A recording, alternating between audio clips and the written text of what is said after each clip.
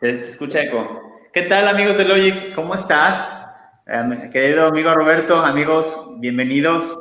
Gusto en saludarte, querido amigo licenciado. Bienvenido. Feliz Navidad, feliz año. Igualmente, feliz todo, caray. No habíamos hecho esto antes. La realidad es que siempre que damos esta clase de temas inmobiliarios lo hacemos en petit comité, pero obviamente la intención de esto es pues que los dos grupos se integren y que más gente conozca un poquito de cómo es la modalidad Logic. Entonces, el caso de hoy está buenísimo. Creo que es un caso de arrendamiento inmobiliario donde mucha gente, tanto tú como arrendador, es decir, tú que rentas como cuando te rentan, es importantísimo ver los recovecos de este caso. Creo que a mí me gustó mucho en particular porque al final, pues son cosas que de verdad se nos pasan a hacer y creo que va a ser un gran caso para todos los que nos acompañan el día de hoy. Gracias por estar con nosotros, toda la gente de Grupo de Inmobiliario, como siempre. Lo único que no se puede hacer hoy es hacer preguntas al aire, pero sí las leemos todas, como siempre. Y bueno, pues más que bienvenidos, gracias por estar con nosotros. Vamos a esperar solamente un minutito con la intención de que quien haga falta de que se vaya agregando, que se vaya a agregar, porque como a veces hace falta leer el caso, ¿no? Igual, Roberto, si tienes la oportunidad de compartir el caso en los grupos de Logic, te lo agradecería muchísimo para Sí, que... claro que sí. Ahora mismo lo estamos compartiendo en todos los grupos de Logic. Y además, pues sí, tienes razón. Aunque hoy no tomamos preguntas al aire, es una sesión de las que llamamos informal. Pero de cualquier modo las leemos todas y respondemos en lo particular, o a lo mejor hasta abrimos una sesión únicamente para responder todas esas preguntas que vayan o dudas que vayan surgiendo, ¿no? En este mismo momento ya lo tienen en sus grupos. Perfecto. Pues, Roberto, ¿qué será bueno? Arrancamos de una vez, sobre todo a los que como siempre están puntuales y que tienen la oportunidad de acompañarnos, sobre todo porque al final, híjole, si se pierde el caso, perdemos mucho. Pero bueno, vamos a arrancar, vamos a platicarlo, lo vamos a ir dando un Sí, poquito de espacio. y si es necesario nos regresamos un poco y no hay mayor. Claro, no hay ningún problema. Bueno, pues este caso tiene que ver con la señora Gloria. Ella es una señora que, pues de alguna forma, trabajó durante su vida, hizo un patrimonio, ahorró desde muy temprana edad, y bueno, ella consiguió a lo largo de su trabajo, de su vida, de una herencia que por ahí le cayó, comprarse una torre de departamentos. Es decir, ella visualizó su futuro, dijo yo no voy a tener broncas, y se hizo de una torre de 6 departamentos, de alguna forma que todos fueron adaptados para que se renten. Y de estos 6 departamentos, el apartamento número 4, pues está en renta y justamente es Fernando, quien es un padre de familia, que de alguna forma, bueno, pues le rentó a la señora Gloria. Entonces, por un lado, Gloria es la que renta, Fernando es el que le rentó el departamento, arrendador y arrendatario, ¿no? Y bueno, pues Fernando es un padre de familia que está a un mes de cumplir su primer año de renta, es decir, está por acabar ese primer año de renta que se ha comprometido. Pero Fernando le hace saber a la señora Gloria que no va a renovar su contrato de renta porque pues busca un espacio un poco más grande, es decir, su familia está por crecer, ya tiene bebé bajo el brazo, y de alguna forma, bueno, pues quiere iniciar la entrega formal del departamento y bueno, pues liberarse de cualquier obligación contractual, es decir, él está tomando como de alguna forma el tiempo suficiente como para poder entregar de manera formal, ¿no? La señora Gloria le informa a Fernando que realizará la inspección de la entrega formal del apartamento y de alguna forma se da cuenta que está goteando, es decir, que el baño tiene una fuguita de agua, parecería que es mínima, pero pues la señora es súper quisquillosa, obviamente vive de sus rentas, y pues, esto se da cuenta que también la recámara principal, la tubería está podrida, ¿no? Y detecta que hay una humedad completa en la área entre la habitación y la recámara principal, que de alguna forma, bueno, pues ella argumenta o cree que es porque la regadera fue cambiada. Es decir, Fernando, pues normalmente se le gusta un tipo de cebolla de aro, de regadera, y la cambió. Y de alguna forma, bueno, pues le manda a llamar al plomero y le hace saber que el deterioro de esto de este espacio, es decir, de esta pared y de esta tubería, se pudo haber ocasionado por el cambio de regadera, ¿no? Que de alguna forma nunca le notificó, nunca le avisó. Él le gustaba esa regadera, se la cambió y parece ser que por ahí hubo un daño con la tubería. Por tal motivo, la señora Gloria le notifica a Fernando que pues le dañó su propiedad, ¿no? Y que a fin de repararla y de utilizarla, se va a quedar con su depósito. Es decir, que no le va a regresar el depósito, que ella primero tiene que asegurarse que pues, el departamento quede como se lo entregó, obviamente, ¿no? Y bueno, pues Fernando está súper molesto porque obviamente, pues durante el tiempo que él vivió ahí, apenas un año, menos de un año, pues, a ver, nomás le cambió la cebolla de la regadera, no fue para tanto, es decir, el daño que reclama no es para tanto, no ocasionó el daño, es decir, él argumenta que él no ocasionó el daño que se generó en la propiedad, que este daño existía desde antes y por lo tanto, pues que no está dispuesto a pagar absolutamente nada más y que también, pues que debía regresarle su depósito, nada que se anda quedando con el depósito, señora. Entonces, pues bueno, ese es el caso de hoy.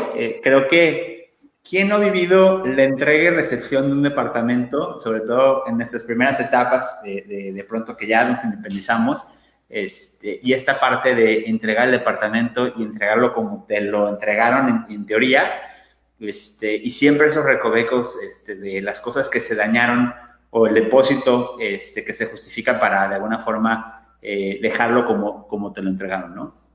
Entonces, sí, totalmente. Yo creo que todos lo hemos vivido, ya sea porque hemos puesto en arrendamiento una propiedad o porque nos hemos metido a vivir a una propiedad, ¿no? En calidad de inquilinos o de arrendatarios, y hemos estado en ambas posiciones. No me regresan mi depósito o pues no quiero regresar el depósito. Hay muchas reparaciones, parece que son mínimas, pero de pronto va sumando y va sumando y va sumando. Y pues es justo ahí donde entra lo bonito de este caso, ¿no? Los puntos finos del caso. Así es. Y bueno, como tal, bueno, pues hay algunos, como siempre, algunos conceptos que tenemos que explorar. Lo más básico, el arrendador. ¿Quién es el arrendador? Bueno, pues es la persona que pone en arrendamiento un bien. El arrendatario es quien renta, es decir, es el inquilino del bien.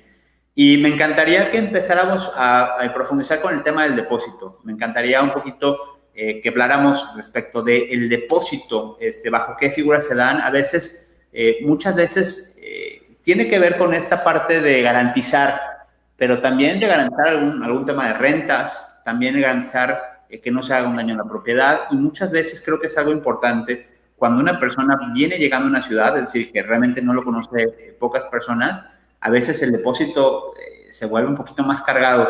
Roberto, abúndanos un poquito más en lo que es el depósito y cómo funciona. Sí, gracias, licenciado. Miren, hay que tener muy claro que el depósito no es una obligación legal.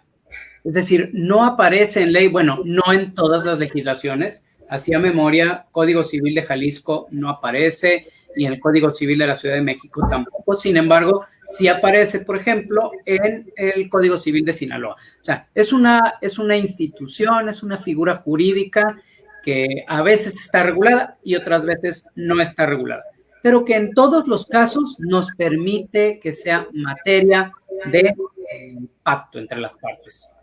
Correcto. Es decir, realmente es como un tipo de garantía que se otorga cuando tú como inquilino quieres rentar un departamento y generalmente todos los van a saber, quienes han rentado, se pide 1 o a veces hasta 2 meses por adelantado, es decir, te piden el mes por adelantado y 1 mes de depósito, ¿no? Por aquello de que te vayas sin pagar el último mes, por aquello de que me dejes la pared chorreada de crayola o lo que fuera, de ahí me voy a cobrar y me voy a verificar que todo esté bien, ¿no? Esa es la justificación, que la realidad es que, como tú bien lo mencionas, no está en todos los códigos civiles, es decir, es una práctica, es un uso, pero no es una obligación. Así es, sin embargo, aunque no sea una obligación, pues prácticamente ningún arrendador va a rentarle a alguien que no esté dispuesto a pagar depósito, ¿no? En otras palabras, aunque la ley no te faculta para exigir el depósito, pues simplemente no le rentas a quien no está dispuesto a pagarlo. Y tú dices un mes de depósito, un mes de renta, pero hemos visto hasta 2 y 3 meses de depósito, además de la primera renta, ¿no? Y yo creo que ya desde ahí habría que tener cuidado y tener asegúnes. Agua. Sí, porque la gente gandalla también por ahí. Sí, bueno, sí. También hay que conocer este tema en los arrendamientos. Las cláusulas penales o de incumplimiento son muy comunes, sobre todo cuando, en este caso particular, estamos viendo que Fernando está de alguna forma anticipándose, pero también de alguna forma está incumpliendo el contrato porque un poco más de un mes antes de que se termine el contrato está de alguna forma, pues, de alguna manera incumpliendo su contrato en el sentido de que se está antes, y también obviamente el contrato tiene algunas obligaciones de hacer y no hacer, que si bien es cierto, se estipulan, pues siempre hay algún tipo de penalidad para asegurarnos de que no sucedan, ¿no?, las cosas.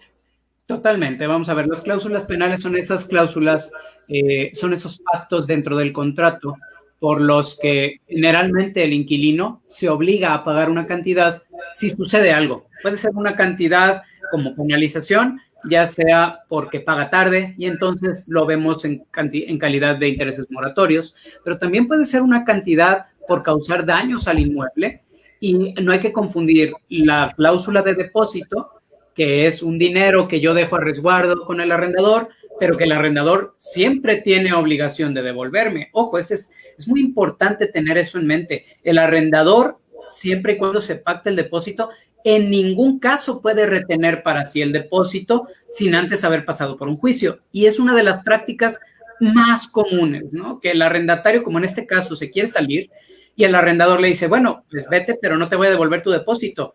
La mayoría de las veces la gente no demanda su depósito, casi prefiere irse sin haber pagado el último mes de renta y que se lo tomen a cuenta que demandarlo, pero la realidad es que en este caso el arrendador podría ser demandado por la devolución del depósito y deberá el arrendador en estos casos contrademandar para decir, no, pues tengo derecho a retener el depósito porque me dejó daños en la pintura, me dejó daños en la tubería, causó humedades, etcétera, etcétera, ¿no?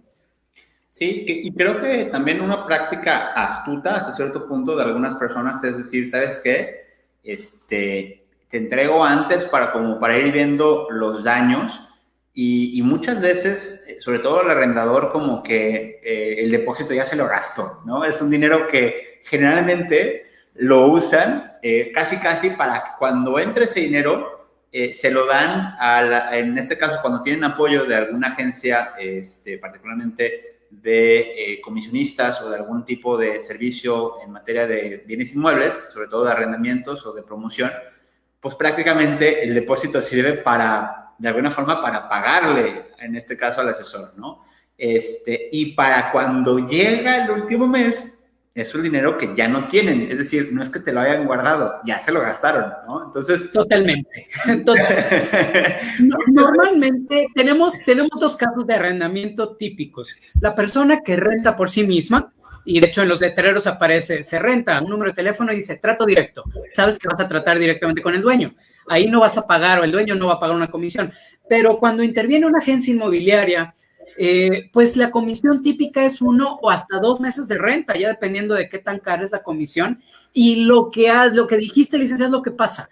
Le pagan a la inmobiliaria o a la gente que les consiguió al inquilino con el primer mes, con el mes de depósito, y se embolsan el primer mes de renta, de tal modo que cuando llegan al mes 10, 11 o 12, típico en los contratos de arrendamiento a un año, pues ya no tienen el depósito, y entonces el dueño del inmueble busca la manera de no devolverlo. Entonces hace la inspección y dice, mira, aquí hay poquito despostillado y no, yo no te entregué las llaves en este estado, mira ya cómo patina o las puertas rechinan, en fin. Pero también tenemos el otro caso. Tenemos el caso en el que el inmueble verdaderamente está dañado, y ojo con esto, a veces los daños superan con creces la cantidad del depósito. O sea, ni 1 ni 2 meses de arrendamiento en calidad de depósito hubieran alcanzado para algunos daños que vemos en los inmuebles. Completamente de acuerdo. Así que también se los decimos, como a lo mejor me adelanté a los hacks, pero de verdad, a veces sí es bueno entregar o ir entregando, sobre todo si ya tenemos el nuevo departamento o nueva casa donde vamos a cambiar, ir entregando con tiempo, porque si no luego esos arrendadores se ponen demasiado quisquillosos. Y bueno, no voy a adelantar porque obviamente, como ustedes saben, siempre están los hacks y los errores comunes, Pero hay que decirlo, los depósitos generalmente los arrendadores se los gastan, es la verdad, ¿no? Ya los tienen comprometidos de alguna forma. Y bueno, vamos a seguir con el siguiente concepto que tiene que ver con los vicios ocultos. Fíjate que muchas veces creo que es una práctica general que en los contratos existe, que cuando leemos el contrato, y valga la expresión, es una tontería porque pues no te puedes dar cuenta de un vicio oculto si está oculto, es decir, de su propio nombre lo menciona. Claro, si no te lo dicen, no te das cuenta hasta que estás viviendo en la casa.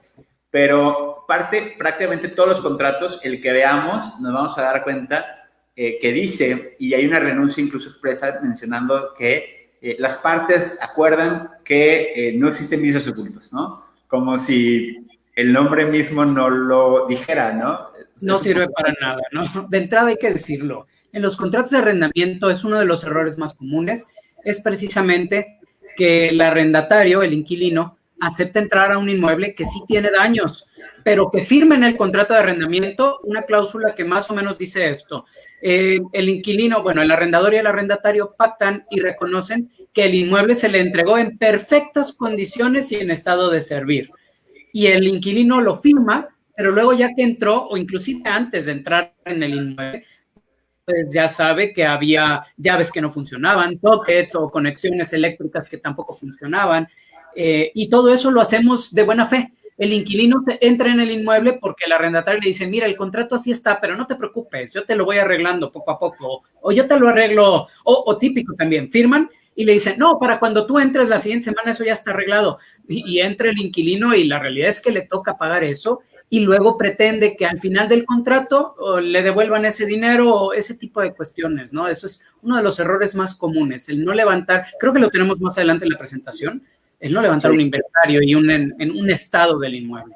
Sí, creo que es súper importante eso, y creo que muchas veces por la prisa, sobre todo porque siempre juegan contra nuestra psicología, y no, es que si usted no lo renta, pues ya tenemos inquilino, ya se está yendo, ¿no? Entonces de pronto nos juegan con nuestros sentimientos y nos hacen firmar cosas o de alguna forma también no documentamos, es decir, como que no tenemos la malicia de pensar que esto puede generar un problema y suena tonto, pero no hay problema mientras que no hay problema, es decir, en el momento en que empezamos a tener estos recovecos o que de pronto nos empezamos a dar cuenta que las cosas no funcionan, luego vienen los problemas, ¿no? Porque es, oye, ¿sabes qué? Es que tal cosa o tal llave o tal instalación o el aire acondicionado no jala y, ay, pues es que yo te lo entregué funcionando, ¿no? Pero pues es que habíamos quedado, la verdad es que ahorita está bien complicado y al final pues te cargan la mano o lo reparas tú o a veces se dañan más las cosas y bueno, eso es algo que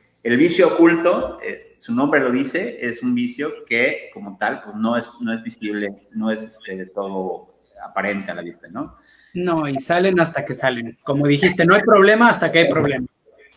Y bueno, pues como tal vamos a entrarle a lo de siempre, el hubiera no existe, la acción oportuna y el costo de la desidia. Y bueno, el hubiera no existe, bueno, vamos a arrancar con justamente lo que acabas de decir, Roberto.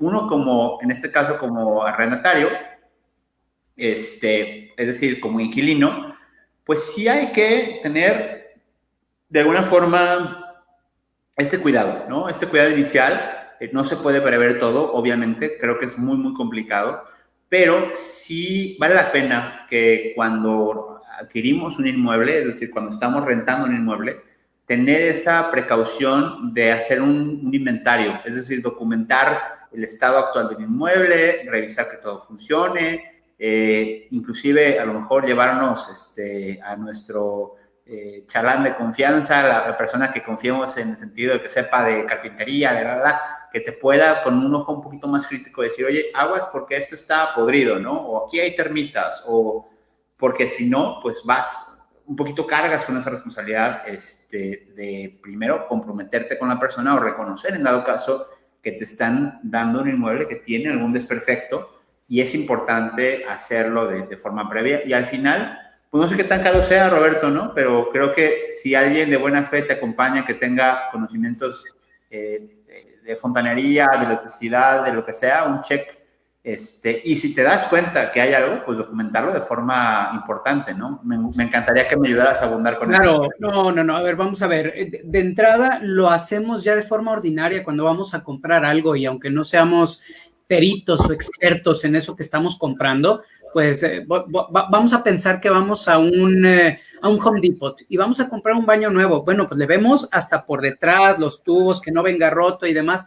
Ese es el primer cuidado que tiene que tener un inquilino cuando entra o va a entrar a un inmueble. Siempre ir a verlo antes. Como bien dices, a veces es la prisa la que nos hace firmar a tontas y a locas y entrar sin revisar, pero realmente muchos de los desperfectos salen a ojo. Abrir llaves, cerrar llaves, ver que no haya gotera, porque todo ese tipo de cosas, si no lo vemos y no lo anotamos desde el inicio, van a tocarle al arrendatario y no va a poder cobrarle al arrendador por esta cláusula que repetimos, está en la práctica totalidad de los contratos. Recibió el inmueble en buen estado, y etcétera, ¿no? Eso por un lado. Por otro lado, bien comentas, ¿qué tan caro puede ser un experto que revise antes? Pues la realidad es que dependiendo la plaza, pero puede ir desde 200 o 300 pesos hasta a lo mejor 500 pesos el que un fontanero o un electricista vaya, entre al inmueble, vea, se meta, revise. A veces podemos pensar que es demasiado dinero para un contrato de un año o para una renta de 2, 3, 4, 5 mil pesos, pero en mi opinión puede llegar a valer la pena, sobre todo si estamos pensando vivir ahí mucho tiempo o sobre todo también si estamos hablando de arrendamientos de locales comerciales. De pronto, este caso es de una casa habitación, pero no hay que olvidar que los locales comerciales también se rigen esencialmente bajo las mismas normas y pues ahí estamos además hablando de negocio. Entonces, cuanti más en ese tipo de casos, el que vaya un experto y, por supuesto, documentar todo. Ya bien lo dijiste. Vamos a ver, el inventario, ¿a quién beneficia? Bueno, si el inmueble se va a rentar con cosas dentro, con mobiliario de algún tipo, boiler, estufa, campana, o ya si además se le van a entregar sillones, cama, etcétera, sillas, mesas. Bueno, el inmueble generalmente beneficia al arrendador. Uno de los errores más comunes que comete también el arrendador es pensar, como le estoy entregando el cascarón nada más, pues no hace falta entregar o no hace falta hacer un inventario. ¿Qué inventario si no tengo nada? Ojo, sí tienes chapas, tienes tubos, tienes llaves de paso, tienes llaves de agua y todo eso conviene generar un inventario fotográfico y aquí está el secreto. El inventario, si bien lo puede levantar cualquiera de las partes, en realidad para que tenga un valor jurídico, un valor legal, tienen que firmarlo ambos, el arrendador y el arrendatario, y anexarlo al contrato. Ponerle arriba inventario que se anexa al contrato de arrendamiento de fecha tal y que firmen las partes en cada una de las hojas y con eso ya ambos están seguros de que lo que están rentando es o coincide exactamente con el estado del inmueble. Correcto, completamente de acuerdo. La segunda, bueno, de una forma la primera y la segunda vienen ligadas, pero la tercera es algo que generalmente no solemos hacer y creo que esto, tanto para el arrendador, es una práctica que sucede más en Estados Unidos o en algunos otros países, pero a veces no nos damos cuenta que esos seguros de casa-habitación son regalados. Es decir, un seguro que te ayude a cubrir esos desperfectos, verdaderamente es, tampoco soy experto en seguros, pero verdaderamente es barato en comparación a lo que puede llegar a ser afrontar un gasto de esa naturaleza. Roberto. Totalmente. Los seguros, vamos a ver, experto en venta de seguros, tampoco yo, pero definitivamente sí he contratado seguro, por ejemplo, para casas habitación o para locales comerciales. De hecho, ojo con esto, si bien en las casas habitación no lo solemos poner en el contrato por no hacerlo excesivamente pesado, sobre todo para el inquilino, también lo considero un error muy común el no ponerlo como obligación en los contratos de locales comerciales, en el que se obligue al inquilino a pagar un seguro, por lo menos un seguro de daños a terceros y un seguro de daños al inmueble, y deberíamos incluirla en las casas habitación. La realidad es que no son excesivamente caros y pueden, bueno, hay seguros desde 50 u 80 pesos al mes que cubren todo este tipo de desperfectos. Oye, se rompió una llave de paso, generas un evento, te mandan un técnico y si la reparación no supera 500 o 600 pesos, pues está incluida dentro del seguro, ¿no? Pero además, un seguro de contradaños al inmueble típicamente incluye incendios o daños estructurales derivados de humedades que surgen precisamente como vicios ocultos. Además, se incluyen terremotos, que hemos tenido pues a nivel nacional fuertes terremotos en los últimos 3 años. La realidad es que conviene ponerlo como una obligación contractual dentro del contrato, o si no se pone como una obligación contractual, definitivamente el dueño del inmueble debería contemplar la contratación del seguro e integrar ese costo anual en el pago de la renta o en el cobro de la renta, en el precio que va. Justamente Tere nos comenta que su esposo es experto en seguros y ella vive en Chapala y dice que allá sí se usa mucho, ¿no? Y que realmente no son caros. Entiendo que también en Ribera de Chapala se usarán mucho, sobre todo porque hay una gran comunidad de americanos que tienen esa costumbre. Generalmente en México parecería que no es algo que se usa mucho, ¿no? Es necesario crear esa conciencia y generar ese uso dentro del mercado inmobiliario de arrendamiento en general, a nivel país. Se utilizan muchísimo, ahí todo lo contrario, ya prácticamente es un must en los contratos, por ejemplo, a nivel industrial. Pero a veces parece que ese tipo de obligaciones solo las debemos incluir cuando los arrendamientos son carísimos, cuando exceden de los 40, 50, 70, 100 mil pesos al mes. Y no es así. Si nos ponemos a pensar, hay muchas veces que alas industriales o locales comerciales valen menos, cuestan menos que una casa habitación, y por el hecho de ser casa habitación no contratamos el seguro de daños. Y hay seguros, además Tere aquí lo puede comentar también, hay seguros que cubriendo todos esos siniestros que últimamente protegen al dueño del inmueble, también protegen al arrendatario. Por ejemplo, muchos de esos seguros incluyen daños a terceros por si alguno de sus hijos jugando a la pelota rompe los cristales del vecino. Oye, el seguro, sí, el seguro de tu casa o de tu arrendamiento cubre los daños que tu hijo causa al vecino o afuera o cubre hacia adentro daños o pérdidas o robos de muchos de los bienes que tienes dentro. En fin, vale muchísimo la pena.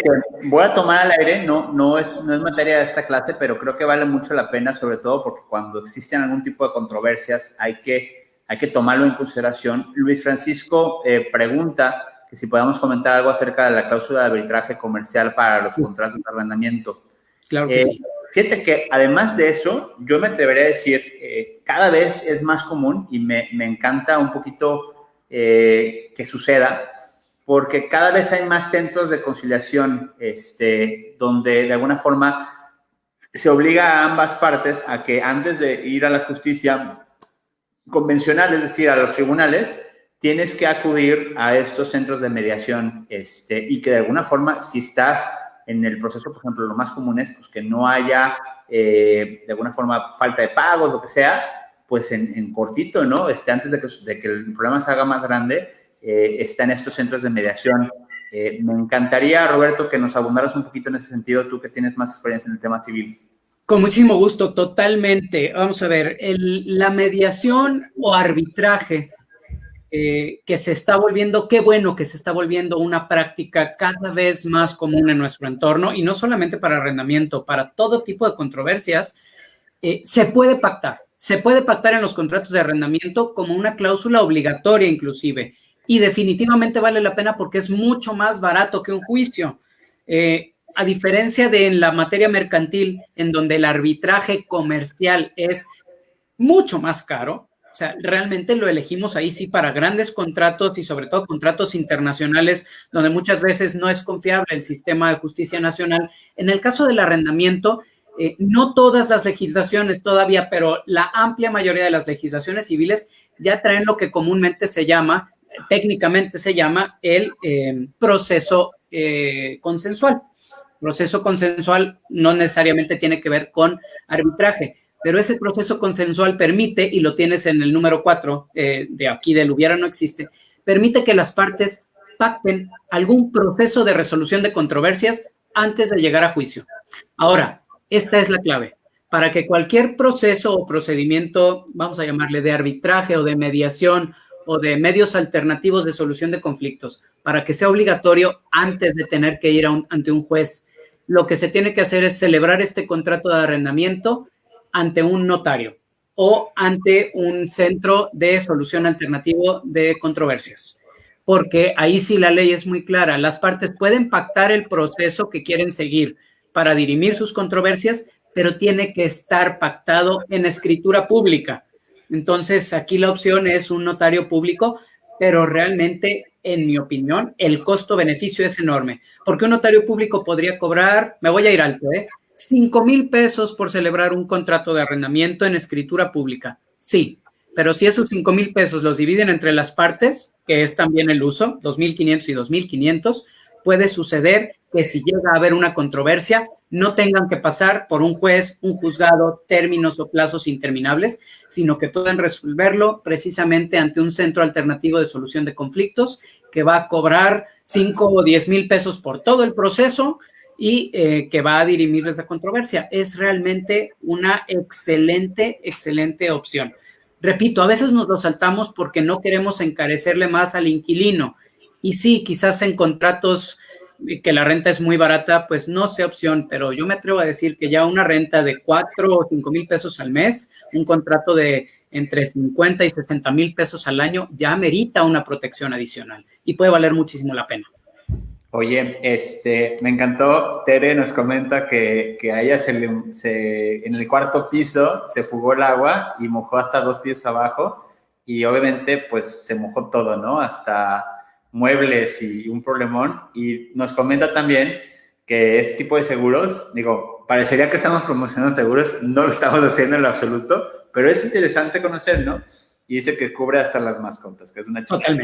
Totalmente. Mira, yo, anecdótico, pero en su momento tuve una novia que tenía un perro salchicha y atropelló al perro salchicha, o sea, el perro salchicha fue atropellado por la camioneta, una camioneta de carga, un proveedor, que afortunadamente la casa estaba a la entrada del fraccionamiento. Entonces, en lo que la camioneta quiso escapar, pues la alcanzamos y en la caseta de salida le impidieron la salida y tuvo que pagar. En aquella ocasión pagó el seguro del vehículo, pero nosotros, esa casa tenía seguro y definitivamente entraba como evento cubierto el daño a las mascotas. Últimamente, para efectos de ley, las mascotas, pues va a doler lo que voy a decir, pero no son miembros de la familia. Para efectos de la ley son cosas, son muebles y están cubiertos por el seguro de daños. Entonces, hasta las mascotas puede llegar a cubrir, ¿no? Y bueno, también el comentario de Vivilela dice que la cláusula arbitral debe estar bien elaborada porque si no está bien hecha, entonces será una muy mala experiencia.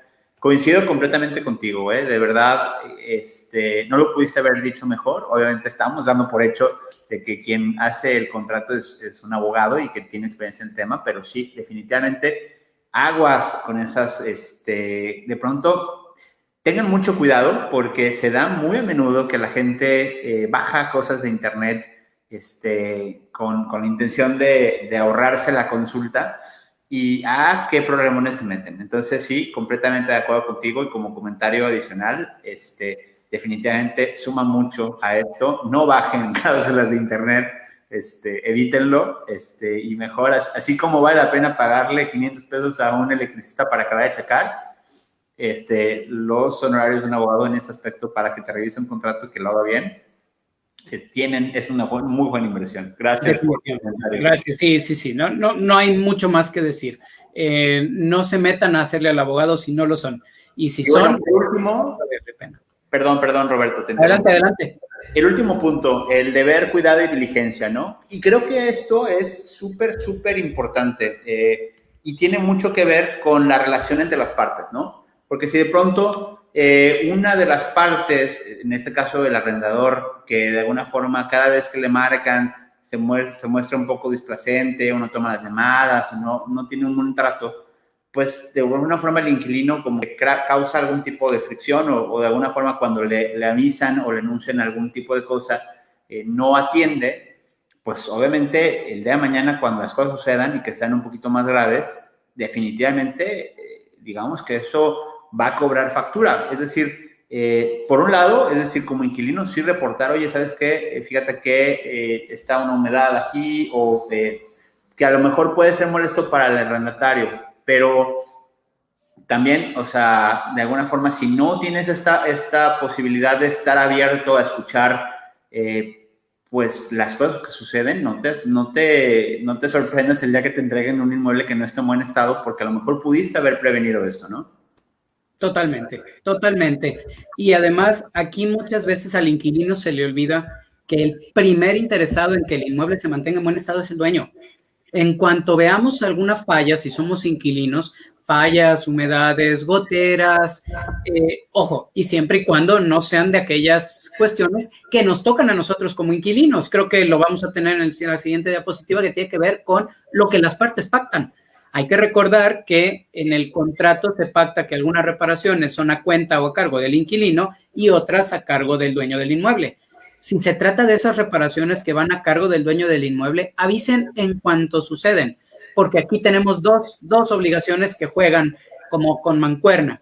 Por un lado, la obligación del deber de cuidado y diligencia. Bueno, la de cuidado se explica sola, cuidar que efectivamente pues no causemos daños al inmueble, pero la de diligencia implica que tú avisas tan pronto como detectas un desperfecto, porque aunque nuestra legislación no lo regula así, ya tenemos algunas sentencias y jurisprudencia donde el juez dice, bueno, ciertamente esta obligación de reparar, vamos a pensar en una humedad, de reparar esta humedad era a cargo del dueño del inmueble, pero el inquilino debió avisarle a tiempo.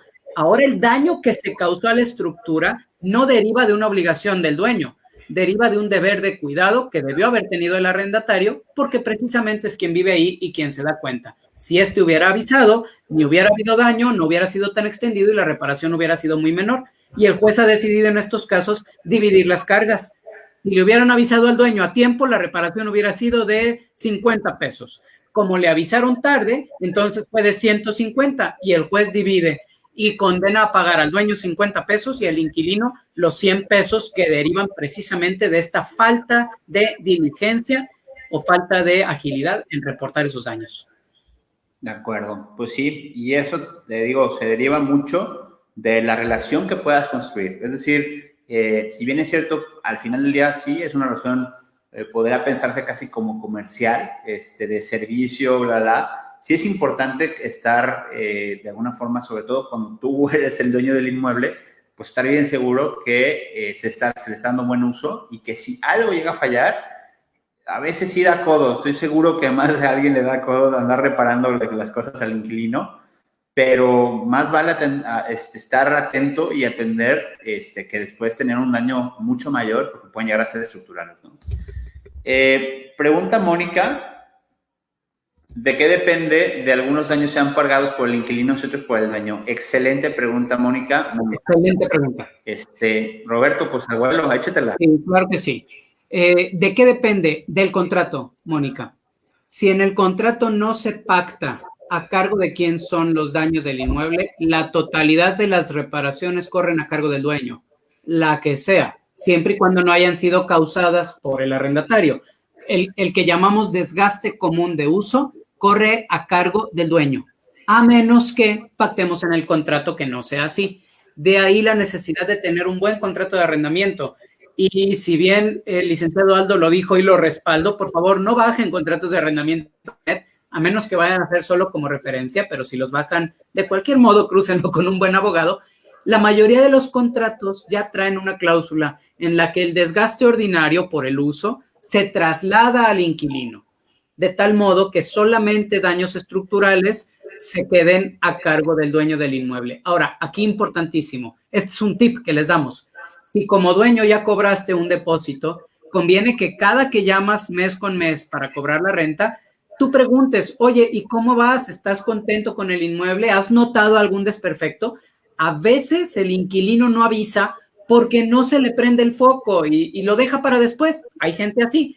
Luego aviso, luego mando el mensaje. Entonces, conviene que el dueño esté vigilando. No te vas a ir a meter a la casa. La verdad es que no es necesario la mayoría de las veces, pero sí estar preguntando. Y en cuanto te reportan un daño, utilizar el dinero del depósito para reparar ese daño. Y siempre y cuando sea de esos daños que tiene que reparar el inquilino, tú le solicitas que te reembolse. Porque a veces sucede esto, ¿no? Sí hay un daño de este tipo, pero, bueno, ¿te acuerdas que te toca a ti por el contrato? Y el inquilino dice, sí, me toca a mí. pero nunca lo arregla. Aquí la recomendación que les podemos dar es que el dueño del inmueble sea el que realice todas las reparaciones, y si son de las reparaciones que le tocan al inquilino porque contractualmente así se pactó, las realiza el dueño y luego se las cobra al inquilino. Típicamente lo suele pagar el inquilino con su renta más los 500, 700, 1,200 pesos que se haya llevado a esa reparación, ¿no? Conviene que sea así, repito, porque muchas veces el inquilino, a veces por desidia, a veces simplemente por descuido y a veces con malicia, aunque sabe que le toca reparar, no lo repara. Y volvemos a lo mismo. En la mente del inquilino lo que sucede es un contrato de un año nada más, me espero al final y que me lo descuenten del depósito. Pero eso al dueño muchas veces no le conviene, porque una reparación de pintura que podía ser de 100 pesos el brochazo, si se espera hasta el final del contrato, podría ser de 1,000 pesos el brochazo porque se va rompiendo la pintura, se va aumentando la humedad. Conviene hacer las reparaciones conforme van surgiendo. Mira, Roberto, te voy a leer otra pregunta. Jimena nos está preguntando que si el inmueble sufre un daño, supongamos por un temblor que tú acabas de mencionar, y el arrendador no le avisó que el inmueble no estaba en buenas condiciones, no solo el inmueble que tú rentas, sino el edificio en general, ¿qué se hace? ¿Qué procede? Tienes el micrófono cerrado, Roberto. De acuerdo. Aquí está justamente hablando de esa definición que dimos de vicios ocultos. Si el arrendador sabía que el inmueble no estaba en buen estado y de todos modos lo puso en renta en ese estado, entonces la responsabilidad del arrendador, del dueño del inmueble o de la agencia inmobiliaria es mucho mayor. No nada más llegaría a cubrir o tendría que cubrir, por supuesto, los daños al inmueble, sino inclusive todos los daños o pérdidas humanas que pudieran darse, o pérdidas materiales también, derivado de ese daño. Quizá después de un temblor los daños son aunque no sean aparentes, sí, a la mayoría de los edificios de departamentos, después de un temblor, el mismo administrador trae un perito en estructuras, un ingeniero civil, para que revise de pe a pa, de tal modo evitar precisamente esos daños que no se ven, pero que suceden en la estructura. Pero si estamos ante ese caso, ante un vicio oculto, le decimos vicio precisamente porque era conocido, pero no fue declarado por parte del dueño. Aquí, bueno, podríamos llegar hasta la responsabilidad penal. Tenemos el caso del Colegio Repsamen, que por supuesto tenía no uno, tenía infinitos vicios ocultos. ¿Y en qué acabó? Recuerda dónde acabó, ¿no? Sí, caso muy controvertido, la 35, pero terminó en prisión para en este caso, la dueña, ¿no? Así. Sí, es importante. Fíjate que antes de saltar a lo siguiente, no es una pregunta, pero lo mencionó y creo que es la duda que puede tener más de alguien. Cuando existe dolo o culpa, y pensemos sobre todo en aquellos lugares donde el contrato expresamente comenta o menciona que no puedes hacer modificaciones, es decir, que no deberás de realizarle modificaciones al inmueble. Supongamos que, si bien es cierto, no hay pensemos que el dolo no está como tan manifestado, es decir, no es que haya sido una mala intención, simplemente el gusto de la persona era diferente y por decir algo cambió las cortinas, ¿no? Sí. Imaginemos que eran unas cortinas muy caras y a él le gustaban unas de persiana y las cambió. Totalmente. Y además, abogado, es que diste en el clavo porque entendemos muy mal esta cláusula y generalmente la entiende mal el inquilino porque es quien va a vivir ahí y quiere adaptar sus espacios. Esta cláusula aparece en prácticamente la totalidad de los contratos de arrendamiento. No podrá realizar modificaciones al inmueble. Muy poquitos dicen modificaciones estructurales. La mayoría dicen no podrá realizar modificaciones al inmueble. Y ojo con esto, hasta clavar un clavo para poner un cuadro es ya una modificación al inmueble. Entonces, aquí este consejo es para el inquilino, que te pongan expresamente en el contrato o pide autorización expresa a tu arrendatario, ya después de haber firmado el contrato, para poder realizar todas esas modificaciones que tú quieres hacer. ¿De qué pueden tratarse? Bueno, así a números alegres se me ocurren clavar o taladrar para poner la televisión en la pared, cuadros, adaptar anaqueles, adaptar muebles, closets, cortinas, ya sea que no tiene cortinas y se las vas a poner y entonces vas a hacer algún tipo de adaptación o modificación o porque vas a cambiar algo que ya existe. No pienses que porque crees tú, inquilino, que es una mejora al inmueble, por eso no vas a estar violando esa cláusula. hemos negado devoluciones, vamos, hemos ganado en tribunales el negar la devolución del depósito por este pequeño tipo de adaptaciones que, a ver, por supuesto que van a ocurrir. ¿Cómo entonces no se piensa desde antes? No, sí se piensa desde antes. Lo que pasa es que no ponen por escrito las partes eso, y así como hay inquilinos que quieren abusar, también ocurre que hay arrendadores que quieren abusar y que por ese tipo de detalles que sí constituyen violaciones contractuales, le niegan la devolución del depósito y a veces hasta cobros adicionales, porque literal me ha tocado, ¿eh? No, yo le entregué las paredes blancas y sin hoyos y quiero que me las entregue blancas y sin hoyos. Y así, si así lo recibiste, así lo debes entregar, porque de lo que se consideran modificaciones. Oye, aquí Ricardo Aro nos pregunta y nos confirma que sí, que la mayoría de las ocasiones el depósito, así como entra, se lo dan al asesor inmobiliario. Y su pregunta es que, bueno, que de alguna forma si el inmueble se renueva, le corresponde de alguna forma el pago de honorarios al asesor o solamente es por primera vez. Según mi real entender, es solamente la primera vez. No sé si, Roberto, tú has escuchado algo diferente. El pago típicamente, ojo, la ley no dice nada todavía, aunque en Jalisco están por pasarnos una ley del mercado inmobiliario y está interesantísimo porque ahora sí ya vamos a tenerlo regulado, pero Jalisco va a ser pionero en ese sentido.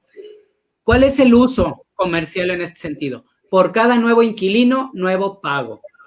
Pero cuidado con esto, porque hay inmobiliarias que por el contrato de prestación de servicios que tienen celebrado con el dueño del inmueble, por cada nuevo contrato, nuevo pago. ¿Qué quiero decir? Si se trata de una casa habitación, los usos ordinarios son que los contratos sean de un año. Entonces, cada nuevo año hacen firmar un nuevo contrato al inquilino y como es un nuevo contrato, aunque sea el mismo inquilino, le vuelven a cobrar al arrendador. ¿De qué depende? Pues ahora sí que depende del contrato de prestación de servicios celebrado entre el dueño del inmueble y el mediador o la inmobiliaria. Pero el acuerdo común es por cada nuevo inquilino, por cada inquilino que yo te consigo, pues ahí es donde me pagas la comisión. Pero sí depende muchísimo del contrato. Aquí algunas recomendaciones.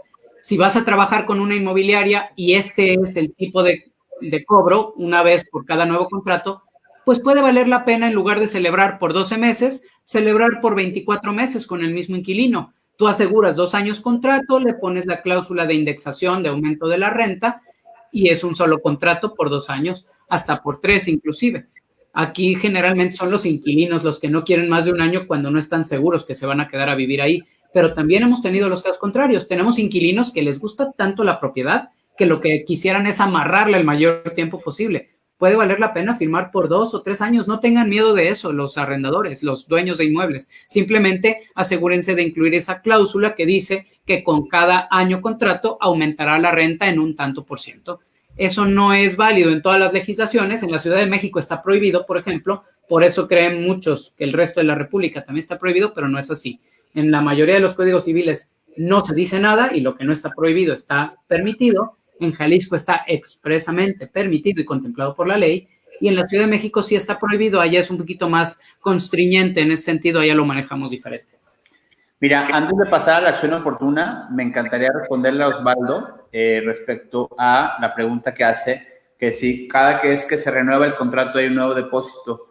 Generalmente lo que sucede, volvemos al punto, el depósito no está de alguna forma manifestado expresamente por ley, es decir, ningún código civil, más que excepciones, como bien lo comentas, existe. Sin embargo, generalmente lo que se hace es, si la renta de alguna forma se elevó, es decir, supongamos que pagabas una renta de 10,000 y a partir del siguiente año va a ser de 11,000, generalmente lo que se hace es, se actualiza el depósito, es decir, normalmente lo que hacen es que tú pagues 1,000 pesos de diferencia para que el depósito esté a la par del depósito anterior. En otras palabras, sí, en otras palabras, Osvaldo, no cuando se renueva el contrato, sino cuando aumenta la renta, ¿de acuerdo?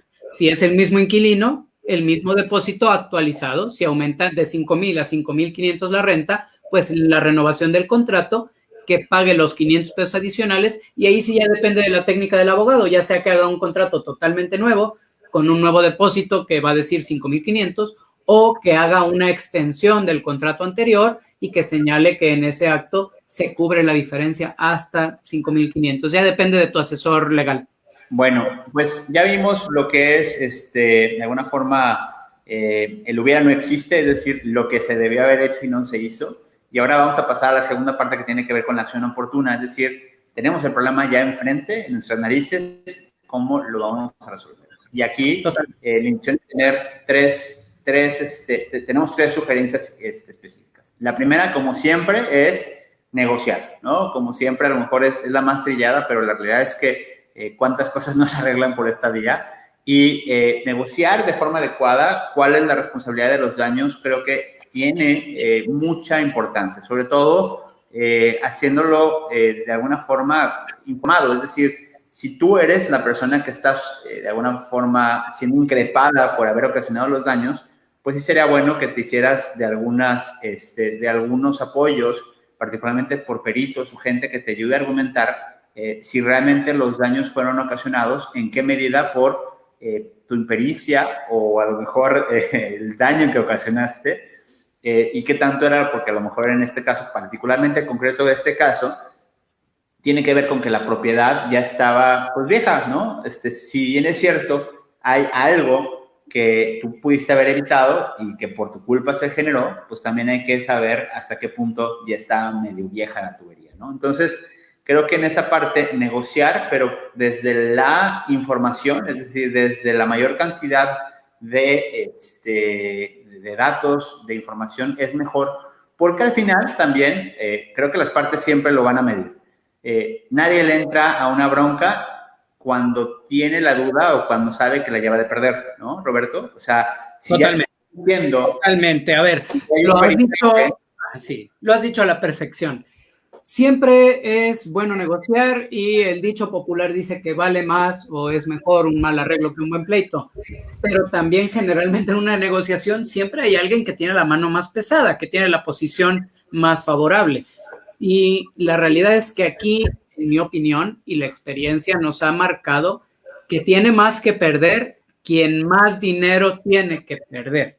En otras palabras, si el daño causado al inmueble, en el caso en que estamos, es una gotera o es una humedad causada por un cambio de tubería en una regadera. La realidad es que a menos que entre un experto, un perito, para decirnos exactamente la cantidad y el alcance del daño, cuál fue su origen y cuánto cuesta repararlo, lo mejor es ver realmente eso exactamente, cuánto cuesta repararlo. Porque si soy el inquilino y lo que quiero es que me devuelvan mi depósito para poder utilizarlo para rentar en un inmueble nuevo, que generalmente es así, la gente no se quiere salir hasta que asegura que le van a devolver su depósito porque es el depósito que va a dar en la nueva casa, por ejemplo. Bueno, si el daño, no obstante que no haya sido tu culpa, el daño en cuanto a cuantificación no es muy amplio, muy extenso, vale la pena como inquilino repararlo y entregar el inmueble reparado, de tal modo que te devuelvan con agilidad tu depósito, porque lo necesitas para irte a vivir a otro lado. Pero si el daño es muy extenso y supera al depósito, el inquilino podría verse tentado a irse y dejar que el dueño se haga bolas. Y la realidad es que eso es lo que más pasa, no porque sea lo justo, ni tampoco que lo estemos aconsejando con eso, pero sí sucede por lo siguiente, porque si el depósito fue de 5,000 pesos y el daño es de 7 u 8,000 pesos, le sale más barato al inquilino irse y perder el depósito que pagar los 8,000 pesos. Y el dueño, siempre y cuando lo único que le quedaron a deber es esa diferencia entre los 5,000 de depósito y los 3,000 de la reparación del daño, el dueño le sale demasiado caro irse a juicio por 3,000 pesos. ¿No? Oiga, pero estamos hablando de un desperfecto de 2,000 pesos. O sea, sí. La verdad es que en temas inmobiliarios los desperfectos pueden llegar a ser mucho, mucho más caros. Es decir, de hecho, Tere lo comentó. La vara muy, muy bajita en ese aspecto. Tere lo comentó en el chat, decía que hubo algún caso, conoce un caso en el que el agua se permeó 2 pisos abajo. Ahí podríamos estar hablando de decenas de miles de pesos en reparaciones. Definitivamente ahí la opción para el arrendador es, más allá de retener el depósito, demandar precisamente al inquilino por violación contractual, por no entregar el inmueble en el estado en que lo recibió y además los daños y perjuicios derivados de su negligencia. ¿Y esto es lo interesante, muchas veces preguntan que cómo será el cobro. ¿cómo le voy a cobrar al arrendatario? Igual que como le cobrarías las rentas, lo vas a demandar a él y vas a demandar al fiador. Hay una pregunta de Ale Mariscal que dice... Ella comenta que como arrendador, ella supongo que pues, tiene casas en la renta o se dedica al tema, es recomendable acordar por contrato devolver el depósito 30 días después de que se reciba satisfacción al inmueble rentado para poder pues evaluar las reparaciones que no se hicieron y bueno, pues de alguna forma también recibir los recibos de luz, de agua y cualquier otro servicio que haya utilizado. Creo que es un excelente práctica, excelente práctica, porque eso, Ale, eso no se pone. Eso te puedo asegurar que nosotros lo ponemos porque nos dedicamos al mercado inmobiliario, pero esa cláusula de devolución del depósito, 1, condicionado a la entrega de todos los documentos y 2, hasta 30 o 15 días después, no se suele poner. Sí se pone muy genéricamente, el arrendador devolverá el depósito una vez que le hayan acreditado A, B, C y D. Pero como es un depósito, ojo con esto, importantísimo, la cláusula de depósito en un contrato de arrendamiento se rige por una parte en el Código Civil que es del depósito contractual. Y el depósito contractual, contrario de lo que puede pensar mucha gente, el depósito se tiene que devolver en el momento en que el depositante, en este caso el inquilino, te solicita el dinero. Entonces, si no le pones que el depósito se entregará 30 días después, el depositante tiene derecho a pedírtelo, inclusive aunque no haya terminado el contrato de arrendamiento. Y legalmente estás obligado a entregárselo. Entonces, a menos que se pacte antes, que el depósito se entregará 30 días después de terminado el contrato, entonces, no suele suceder, ¿eh? O sea, la incidencia de demandas del inquilino al arrendador por devolución del depósito y más por devolución anticipada de depósito, prácticamente yo no he visto, habré visto 2 en mi vida profesional, pero no quiere decir que el arrendador no queda expuesto si no pone esta cláusula. Entonces, excelente práctica. Se devolverá 15 o 30 días después de terminado el contrato. Muy importante, después de terminado el contrato, no después de la fecha en que termina, después de terminado el contrato, porque a veces también pasa que si el inquilino se queda más tiempo, te paga la renta y tú la aceptas, el contrato se vuelve indefinido y entonces no tienes una fecha de terminación de contrato, ¿no? Excelente práctica. Pregunta Santos que si se entrega en buenas condiciones el inmueble y el arrendador no quiere devolver el depósito, ¿cuál es el medio más rápido para cobrarlo? Es decir, sí. Yo como inquilino digo, oye, no, espérame, a ver, mi lana, ¿dónde está?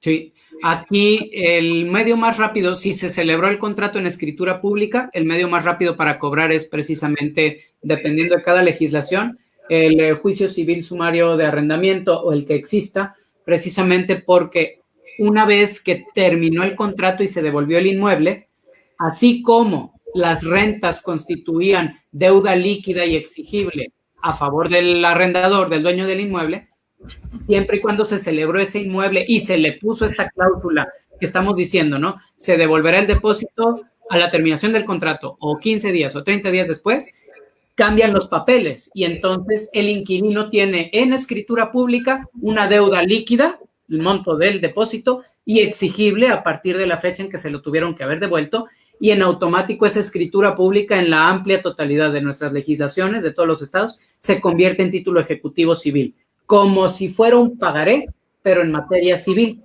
Y entonces el inquilino puede ir a cobrar su depósito con embargo por delante. Te requiero de pago, no me lo devuelves, te embargo. Y ya, nos vamos a juicio, pero ya ahora es el inquilino el que tiene a su favor ese. De ahí que recomendemos de nuevo que siempre que sea posible y siempre que las partes se pongan de acuerdo, el contrato de arrendamiento se celebre en escritura pública. Fíjate que hay una pregunta de José Alexis que no tiene mucho que ver con esto, pero sí creo que vale la pena comentarlo. ¿Qué pasa si el inquilino se queda más tiempo dentro del inmueble, ¿no? Si no abandona la propiedad en el tiempo determinado, y generalmente lo que ocurre es el contrato por lo general contempla ese tipo de supuestos. Es decir, si te quedas más tiempo del que acordamos sin que lo hayamos pactado, es decir, sin que nosotros hayamos puesto de acuerdo, generalmente traen penalidades y normalmente trae una pena condicional, es decir, una multa, por así decirlo, y aparte la obligación de pagar incluso el doble de cada mes. Es decir, Si tú te quedas a partir del mes, supongamos, el 12 se acaba tu contrato se termina hoy 28 de diciembre, y te quedas un mes más o un día más, te cobraré el doble de la renta. Si tú pagabas 10,000, pues te va a cobrar 20 como penalidad, ¿no? Generalmente lo que yo he visto en los contratos, y de alguna forma, bueno, pues también cobrarlo no es tan fácil, pero Roberto, pues tú dime cuál es tu experiencia en ese sentido. Sí, vamos a ver, la pregunta está buenísima. ¿Cuánto tiempo tiene el inquilino para abandonar la propiedad una vez terminado el contrato? Bien. Si el contrato dice que al término del contrato, o sea, finalizando la vigencia, deberá devolver el inmueble, y algunos abogados incluso lo colocan, en mi opinión, muy precisamente, si el contrato termina el 31 de diciembre, ponen precisamente el 31 de diciembre deberá devolver la posesión del inmueble. Entonces, esa es la fecha en la que tiene que devolver el inmueble. Cuando existe una obligación con fecha cierta y determinada, 31 de diciembre, entonces hasta el 31 de diciembre, 11:59 de la noche, tiene el inquilino para devolver el inmueble. El problema viene cuando no viene esa cláusula, cuando dice al término del contrato deberá devolver el inmueble. El término del contrato sí tiene fecha cierta, a menos que se quede más tiempo y pague la renta, y entonces entramos en un problema, porque hay que esperar a ver si recibe la renta del arrendador, y entonces se vuelve indefinido el contrato y ya no tenemos ahí, por ejemplo, una fecha cierta. Entonces, eso es lo que sucede. ¿Qué pasa si, por ejemplo, se novó el contrato? Así se le llama, novación, se vuelve indefinido, o la tácita reconducción de los contratos, ¿no? Yo no me salí y seguí pagando y él me siguió agarrando la renta, y pues así nos fuimos con un contrato ya vencido, pero ya nos fuimos. ¿Cuándo tiene que devolver el inmueble el inquilino? Cuando sucede esto, cuando no tenemos una fecha cierta, tiene que devolverlo cuando pasen una de estas tres cosas. Uno, me voy al Código Civil Federal porque varía un poquito, pero es casi igual en todas las legislaciones. A los 30 días de que se le haya pedido la devolución. Si ya el contrato no decía o se volvió indefinido, tengo que ir a solicitarle la devolución del inmueble, y a partir de que lo hago, tiene 30 días el inquilino para devolvérmelo. O dos, si ya estamos en juicio, en la fecha en que el juez le mande, le sentencie y le ordene devolverlo. Típicamente los jueces otorgan, por ejemplo, 15 días de gracia. Eso quiere decir que a partir de que le notifican, tiene 15 días, en cualquiera de esos días puede salir. Si se llega al día 15 y no se salió, entonces ya el juez va a ordenar el lanzamiento obligatorio, ¿no? Pero si tenemos fecha cierta, fecha cierta. Si no tenemos fecha cierta, 30 días después de la interpelación, o la tercera opción, dentro del plazo que un juez ya en un juicio de desalojo se lo ordena. Pregunta Chío, que más o menos cuánto cuesta hacer el contrato en escritura pública, es decir, llevarlo ante un notario, sobre todo para gente que no está tan relacionada con el tema, y ante fedatario público o notario, pues hacer esta firma de contrato.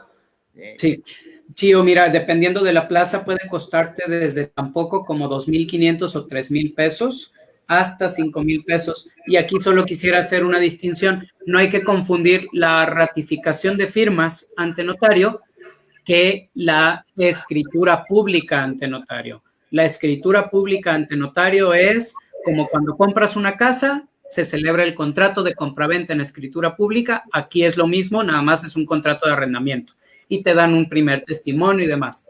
En cambio, eso es lo que cuesta 3 a 5,000 pesos. En cambio, la ratificación de firmas es muy barata.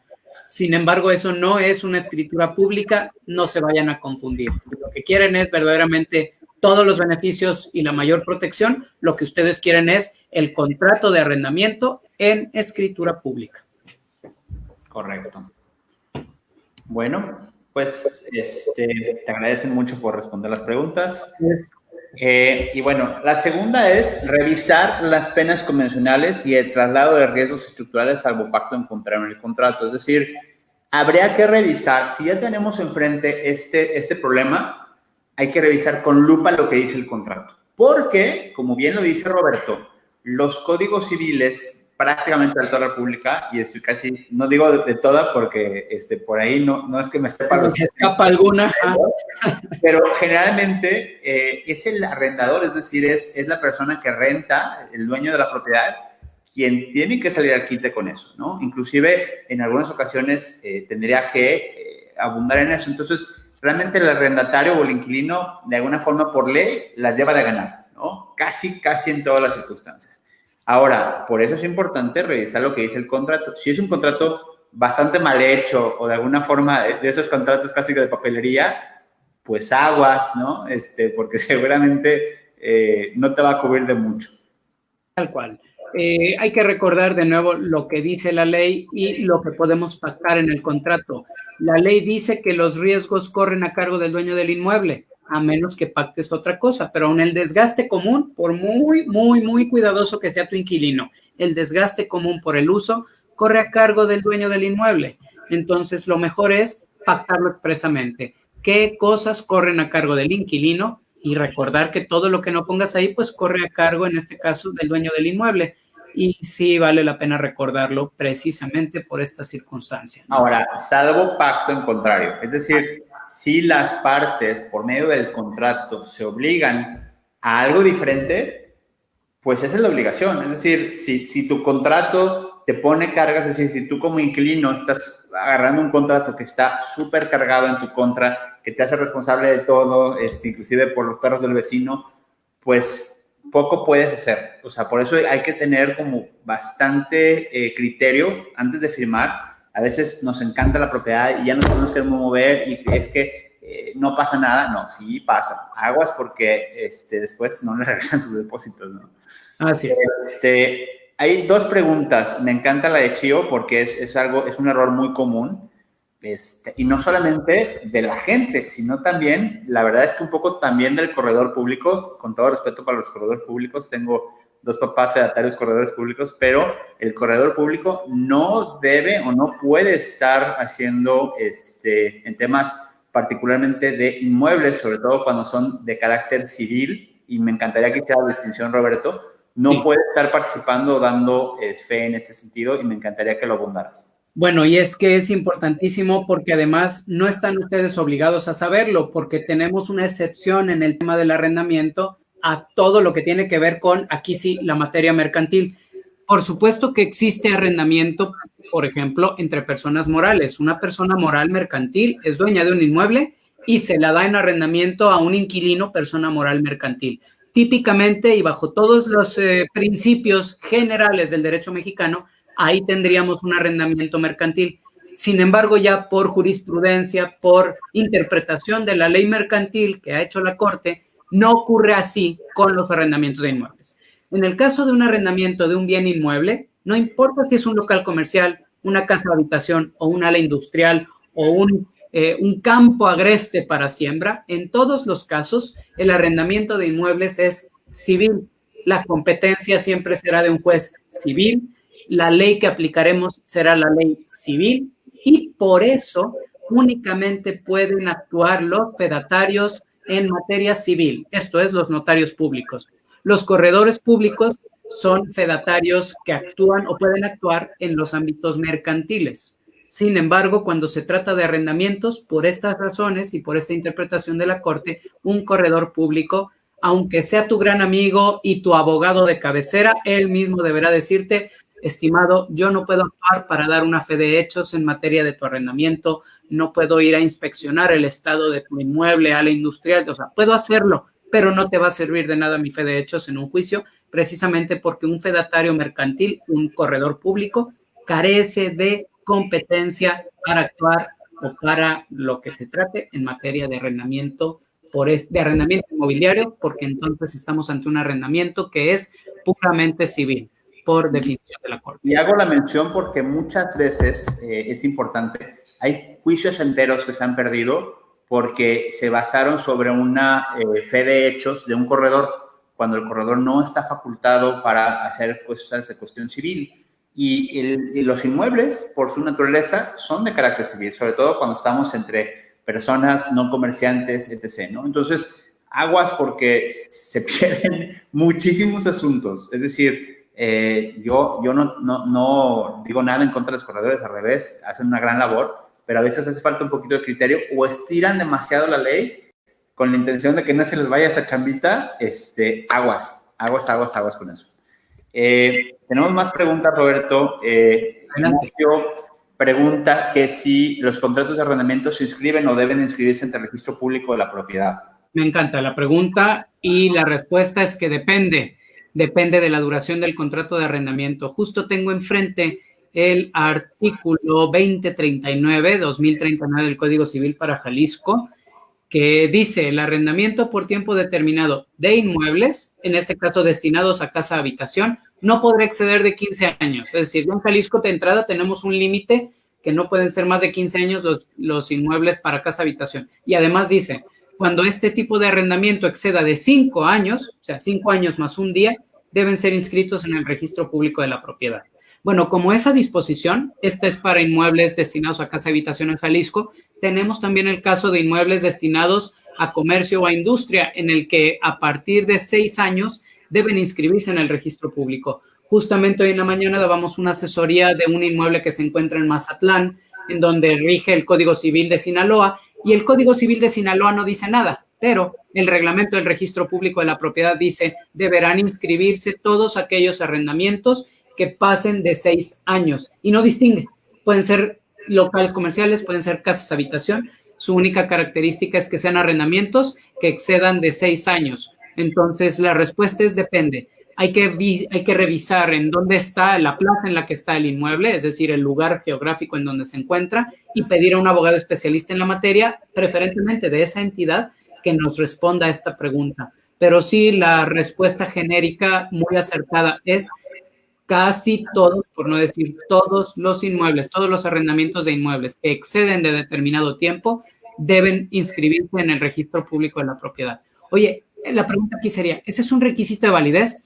Pues no, tu contrato de arrendamiento va a ser válido. Sin embargo, si llegas a tener algún problema, estás ante un requisito de falta de forma en caso de que se encuentre en el Código Civil, como en el caso de Jalisco. Y recordemos que cuando un contrato no se celebra con la forma que la ley marca, es potencialmente anulable. Eso quiere decir que crees que estás protegido y en realidad no lo estás, ¿no? Entonces, eso es importante saberlo. Por otro lado, también, gracias Ignacio por tu pregunta. Mónica pregunta y dice, a ver si entendí bien. Si el contrato venció y se siguió recibiendo las rentas sin decir nada por ambas partes, yo podría pedir el departamento con 30 de anticipación y aún así, ¿qué dice? Y aún así antes de que me vuelva a pasar el año. Es decir... Es una excelente pregunta, Mónica. Aquí sí depende también de la legislación sobre la que estemos actuando. Porque estamos ante dos supuestos. Si el contrato no decía cuándo te tienen que devolver el inmueble, entonces sí, la interpelación es una especie de, oye, te llamo la atención porque ante una obligación que no tiene fecha de cumplimiento, la ley prevé un plazo genérico, que es de 30 días a partir de que tú le dices a alguien que te cumpla. En este caso, el cumplimiento es la devolución del inmueble. Podría ser el pago de cualquier otra cosa, ¿no? Tú le prestas a una amiga, pero no pone nada por escrito y no te dice cuándo te va a pagar. Bueno, pues la ley dice que a partir de que tú le pides que te pague, ella tiene 30 días para pagarte. Lo mismo sucede en un arrendamiento para efectos de la devolución cuando no hay plazo de entrega. Ahora, tú hablaste de algo muy específico, la tácita reconducción. El contrato llegó a su fin 31 de diciembre, pero el 1 o el 2 de enero el arrendatario no se salió, depositó la renta y el dueño la recibió. Y así se la llevaron enero, febrero y marzo. Y en abril el dueño ya quiere su inmueble de vuelta. Bueno, ahí sí, de nuevo, la respuesta es depende. Hay que ver en qué legislación nos encontramos. Si estamos en Jalisco, aplica lo de los 30 días. Si estamos en la Ciudad de México, aplica lo de los 30 días. Pero, de nuevo, porque lo traigo fresco, si estamos en Sinaloa, no. Porque en Sinaloa el contrato se renovó tácitamente por un plazo igual al anterior. Si era un contrato de un año, se renovó por otro año completo y habrá que esperar a que termine ese año para, ahora sí, solicitar la devolución del inmueble. Entonces hay que tener muchísimo cuidado con la tácita reconducción aquí. Lo voy a poner como uno de los errores más comunes. El dueño del inmueble no debe dejar vencer los contratos. En lugar de una tácita reconducción, lo mejor es pedir y tener firmado el nuevo contrato o una prórroga expresa del contrato antes de que vence el anterior. Porque si lo dejamos vencer y nos quedamos en este supuesto en el que ya nos depositaron la renta y no demandé dentro del plazo que la ley dice, puede suceder que se me renueve el contrato por un plazo igual Y aunque muchos lo podrían ver como bueno, la verdad es que muchos dueños de inmuebles ya no quieren al inquilino que tienen y se lo tienen que tragar por un plazo completo, precisamente por hacer desidia en el desalojo o en la petición o en lo que se trate. Oye, Roberto, vinculando la pregunta pasada para que no se nos vaya demasiado, ahorita vamos con la tuya, sí. Fer. Preguntan quién debe hacer la inscripción ante el registro público de la propiedad en caso de que sea así. Cualquiera de las dos partes. Vamos a ver, si el contrato, vamos a pensar en Jalisco, es un contrato casa-habitación y supera los 5 años, entonces ambas partes debieron cumplir la ley. ¿Qué es esto? Ambas partes acudieron con un fedatario y celebraron el contrato en escritura pública, y en ese caso es el fedatario el que lo inscribe. Pero asumiendo que hubiera un supuesto donde se puede, por ejemplo, únicamente ratificar firmas, que se puede en muchos estados, celebran su contrato de arrendamiento, acuden con el fedatario a ratificar las firmas y cualquiera de las partes va y lo inscribe en el registro público de la propiedad. Típicamente, ¿a quién protege este registro? Al dueño del inmueble. Aunque, de hecho, justamente lo que te iba a comentar, o sea, al que le conviene que esté registrado es al dueño, ¿no? Sí. O sea, es el que... Tal cual, porque por algo la ley lo hace así. También podría beneficiar al inquilino, por ejemplo, para que no le renten a alguien más y luego vaya a haber una controversia posesoria, pero nos estamos yendo a un caso que la verdad en mi vida profesional he visto, ¿no? He visto dobles ventas, nunca he visto dobles rentas, pero podría ocurrir también. Correcto. Nos estamos desviando demasiado del tema principal. Acuérdense que estamos hablando de vicios ocultos y estamos hablando de tasas de reconducción, etc. Y lamentablemente para poder ser eficientes voy a dejar las preguntas al final, es decir, sí las vamos a contestar todas, pero si no tienen tanto que ver al caso, voy a tratar de concluir para después entonces entrarle a las preguntas en general. Fer Ríos pregunta que actualmente con el tema de pandemia, pues si se procede el pago de la renta del inquilino al gobierno, no le permite operar en el estado de semáforo rojo, ¿no? Por ejemplo, los bares, cines, todos estos lugares que de alguna forma la están pasando muy mal por estas medidas del gobierno estatal y federal. Sí, de acuerdo. Bueno, pues aquí de nuevo la respuesta, la que a nadie le gusta, pero que todo abogado pone por enfrente porque nunca está mal ni está bien, es la de depende. ¿Y de qué depende? Bueno, aquí sí de dos cosas. En primer lugar, de lo que diga el contrato. Muchos contratos, sobre todo los que están muy bien hechos, que tienen que ver con locales comerciales, excluyen de forma expresa el caso fortuito o la fuerza mayor. Dicen algo así como el inquilino deberá pagar la renta aunque se presente una circunstancia de caso fortuito o fuerza mayor. Bueno, si esa cláusula aparece en tu contrato como inquilino, estás obligado a pagar aunque estemos en medio de una pandemia, ¿no? O cualquier otra circunstancia que se trate de caso fortuito o de fuerza mayor. Pero lo interesante viene cuando no trae esa cláusula expresa de exclusión de responsabilidad o eximiente de responsabilidad por caso fortuito o fuerza mayor. Aquí ya tenemos legislaciones. Nuevo León modificó su Código Civil, Chihuahua modificó su Código Civil, el DF ya traía dentro de la sección genérica de obligaciones, ya traía expresamente el tema de caso fortuito y fuerza mayor, y ya empezamos a ver algunas tesis, muy poquitas, pero algunas tesis en las que se ha estipulado precisamente que frente a una circunstancia de caso fortuito o fuerza mayor, estamos ante lo que se llama eximiente de responsabilidad en caso de mora, en caso de incumplimiento. Me voy a explicar. Si el inquilino está ocupando el inmueble, o aunque no lo tenga abierto, pero bueno, sus cosas están adentro, su tienda o su restaurante está ahí adentro, aunque no lo esté operando, sí lo está ocupando.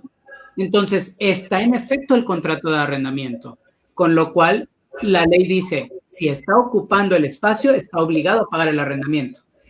Aquí donde entra el caso fortuito de la fuerza mayor es en cuanto a que no se le va a considerar que incumplió en el pago por no haberlo hecho en tiempo. En otras palabras, si durante los meses, sobre todo los meses de aislamiento o reclusión, cuando fueron 3 meses continuos, dejé de pagar la renta, puedo invocar, siempre será en juicio, pero puedo invocar que dejé de pagar la renta en esos meses porque estaba cerrado, no podía operar. Y de ahí es el fruto del trabajo de donde viene. Y un juez podría decretar, perfecto, es verdad, Entonces, esos 3 meses no se considerará que pagaste tarde, siempre y cuando, a partir de que se levantó la restricción, hayas vuelto a empezar a pagar. En otras palabras, tienes una especie de espera en que no pagarás intereses moratorios, en que no te podrán demandar la devolución del inmueble por falta de pago, pero a partir de que se levanta la restricción, termina la causa de fuerza mayor y entonces estás obligado a volver a pagar todas las rentas atrasadas más las que se van acumulando. No tendrás que pagar intereses, no te podrán desalojar por el impago de esas 3, precisamente porque por fuerza mayor no podías cumplir, pero luego tendrás que ponerte al corriente. Ustedes y yo lo experimentamos con las tarjetas de crédito. Recuerden que las tarjetas de crédito sacaron un plazo de gracia de 3 y 6 meses en que nada más pagabas, no, en que no pagabas nada a tu tarjeta y que nada más te decían, pues no se considerará que no pagaste. Así funciona el caso fortuito fuerza mayor. El caso fortuito fuerza mayor no te exime de cumplir tu obligación, pero sí impide que se actualice la mora, es decir, la violación por incumplimiento en el pago o en cualquier otra de esas condiciones. Pero tanto así como llegar a no pagar cuando sí estuviste ocupando, no. El caso fortuito o la fuerza mayor, en este caso de pandemia, no aplica en ese modo, no opera de ese modo. Sí tendrás que pagar lo que debes. Aquí lo recomendable es, si ya no pudiste pagar, ver el modo de devolver el inmueble para no generar más rentas, porque todo el tiempo que estás ocupándolo, estás generando nuevas rentas. Correcto. Voy a ir a la parte 3, sobre todo porque nos vamos, digo, a ver, aquí estamos nosotros felices de la vida, no pasa nada, no hay bronca, pero la cosa es sí terminar con el caso y después respondemos todas las preguntas que haya con muchísimo gusto. El tercer punto de la acción oportuna es la fe de hechos. Y creo que esta conectaría tanto la fe de hechos como la asistencia de un perito calificado, es decir, un perito que esté de alguna forma por medio de la judicatura de cada estado avalado para poder revisar. Es decir, una opinión calificada, y calificada no nomás es decir, bueno, es que sabe mucho, ¿no? Él sabe de esos temas. No, tiene que ser una persona que tenga de alguna forma este tipo de habilidad o de certeza por medio del estado, es decir, de la judicatura, para hacer este tipo de análisis, que eso constará una prueba en caso de que, digamos que si el daño es mayor, es decir, si el daño es muy grande o la reparación pudiera llegar a ser algo verdaderamente costoso, sí que vale la pena hacer esta inversión. ¿Por qué?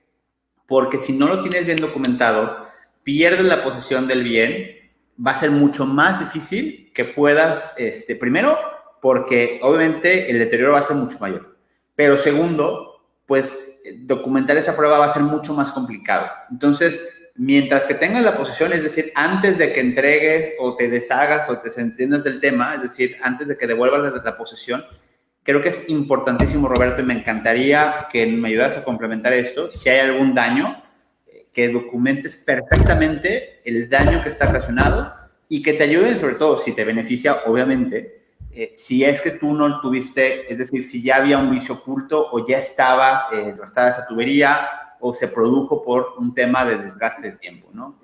Totalmente. Aquí, yo creo que aquí podemos hablar de ambas partes. Si soy el inquilino y sé que no causé el daño, que el daño efectivamente apareció porque era un daño precisamente derivado de vicios ocultos, un daño estructural, documentarlo es el primer paso. Por documentar nos referimos, sí, las fotos o a los videos que tomamos con nuestros celulares, pero definitivamente el que un perito, es decir, un experto en la materia, iba a decir un fontanero.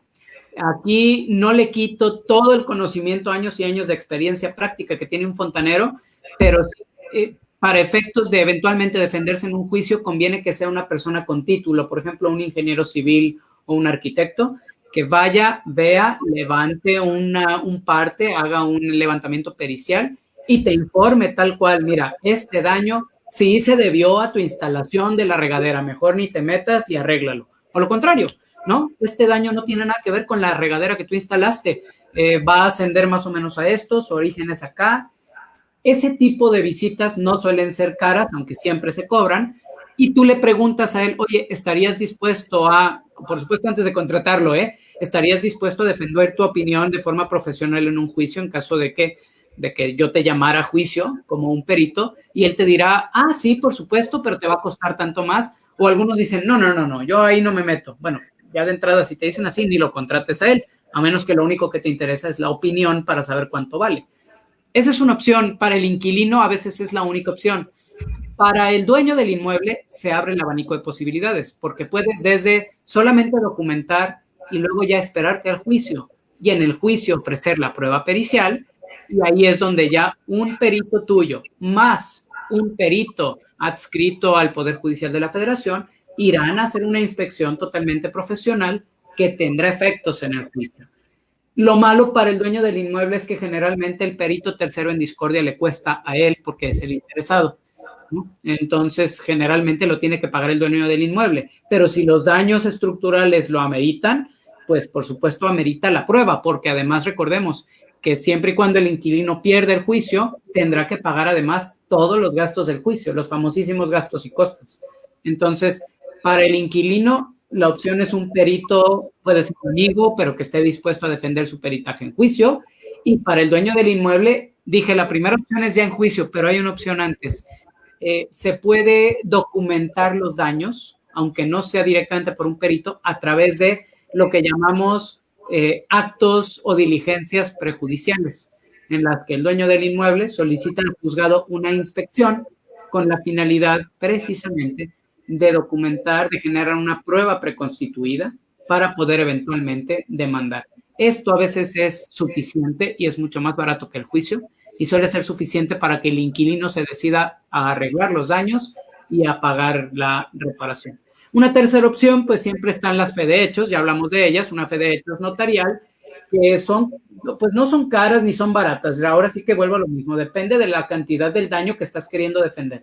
Pero los notarios cobran cuando barato 4,000 pesos, cuando en precio 5,000 pesos y cuando caro 6,000 pesos por hora por una inspección notarial para documentar y poder utilizar esa documental en un juicio. Definitivamente se recomiendan, pero se recomiendan más para quien tiene más que perder, ¿no? Generalmente es el dueño. Correcto. Y bueno, ahora sí vamos al costo de la desidia, es decir, ¿qué va a pasar si no afrontamos, si no nos metemos al tema? Es decir, esta parte de las cosas cuando se complican por no atenderlas a tiempo. Y lo bueno, obviamente, lo primero, pues es el deterioro, en este caso, de la propiedad, ¿no? Obviamente, si dejamos entre los dimes y diretes quién va a responder, pues en este caso al propietario le conviene repararlo lo antes posible y a lo mejor ya sobre los costos de reparación documentarlos. Y esta parte de la documentación es bien importante. Creo que muchas veces, sobre todo, es un mal uso de la industria de la construcción que nada tiene factura, ¿no? Que nada se factura. Y creo que para este caso en particular, entre hack y un poquito como tip, todo tiene que tener factura, Roberto, ¿no? Sí, lo recomendamos ampliamente porque aunque no es requisito de ley, es como la prueba última. Inclusive las facturas podemos considerarlas documentales públicas, aunque no fueron expedidas por una autoridad en uso de sus facultades. Sin embargo, recordemos que traen un timbre directamente de la Secretaría de Administración Tributaria, el Servicio de Administración Tributaria, y eso las hace pruebas plenas, pruebas públicas, siempre y cuando no sean objetadas porque sean falsas, etcétera, etcétera. Entonces, solicitar factura, ¿a nombre de quién? Bueno, a nombre de quién la va a utilizar. Si se trata del dueño del inmueble porque está reparando algo, además las facturas le sirven para poder deducir si no está fiscalmente acogiéndose a la deducción ciega del 20%. Y si se trata del inquilino, pues le sirven como prueba. No bastan a veces las notitas, porque las facturas tienen otro factorcito. No nos vamos a meter aquí de lleno, pero es el tema de la fecha cierta. Las facturas te dicen exactamente el día y hora, o muy cercano al día y hora, en que se pagaron y por lo tanto coinciden con las fechas de las reparaciones.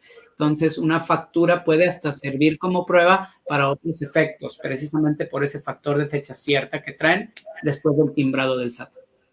Y bueno, a lo mejor no voy a abundar demasiado porque hay algunas preguntas que me gustaría responder antes. Sí, de acuerdo, vamos a las preguntas. Al final, creo que tiene mucho que ver con el no atenderlo a tiempo.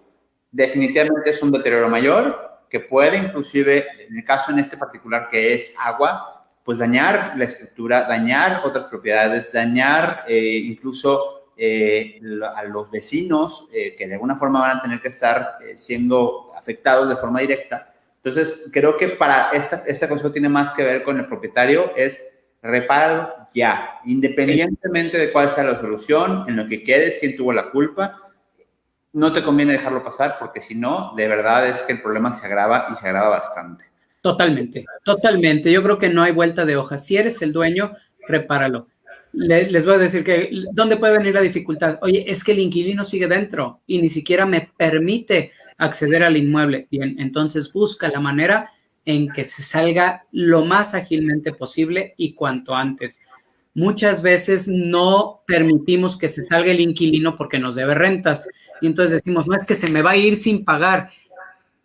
Experiencia, no es consejo, pero es experiencia. A veces vale más la pena que se vaya adeudándote 1 o 2 meses de renta, a veces hasta 3 inclusive, porque el que se vaya no va a impedir que lo demandes.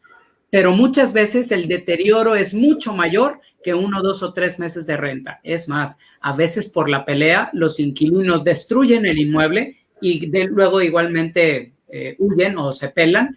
Y es costosísimo para el arrendador arreglar el inmueble y volverlo a poner en estado de servir para volver a rentar. Entonces, no te asustes por el hecho de que se vaya sin pagar. Recuerda que además, aunque tu inquilino se vaya, si tu contrato estaba bien hecho, generalmente tienes los datos también del fiador. Y aunque se vaya el inquilino, tú los demandas a ambos y es muy probable que el fiador acabará pagando esas rentas y tú ya habrás tenido el inmueble a tu disposición con los menos daños posibles y lo más ágilmente para volver a rentarlo. Y bueno, vamos a entrar a las preguntas. Pregunta Ellen que ¿cuántas veces puede aplicar la tácita de reconducción? Es decir, una vez que se termine el contrato, ¿qué tantas ocasiones podría aplicar esta solicitud de tácita de reconducción?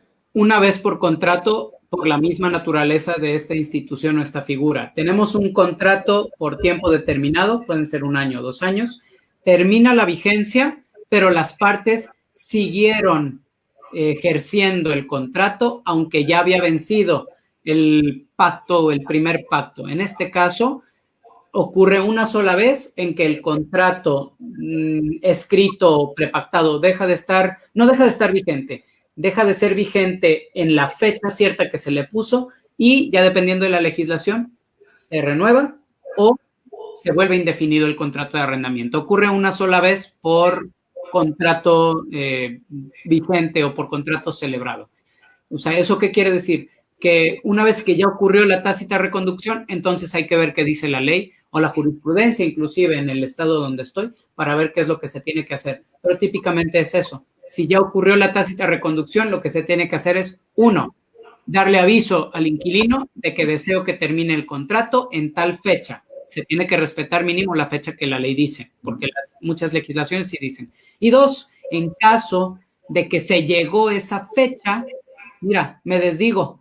Si tú le diste precisamente esa fecha cierta, ya después de que ocurrió la tácita reconducción, y de nuevo no lo demandaste por el desalojo después de que se llegó esa segunda fecha, entonces ahí vuelve a ocurrir la tácita reconducción. O sea, la tácita reconducción ocurre cada vez que tenemos una fecha cierta de terminación del contrato, pero por voluntad de las partes siguen operando como si el contrato estuviera vigente.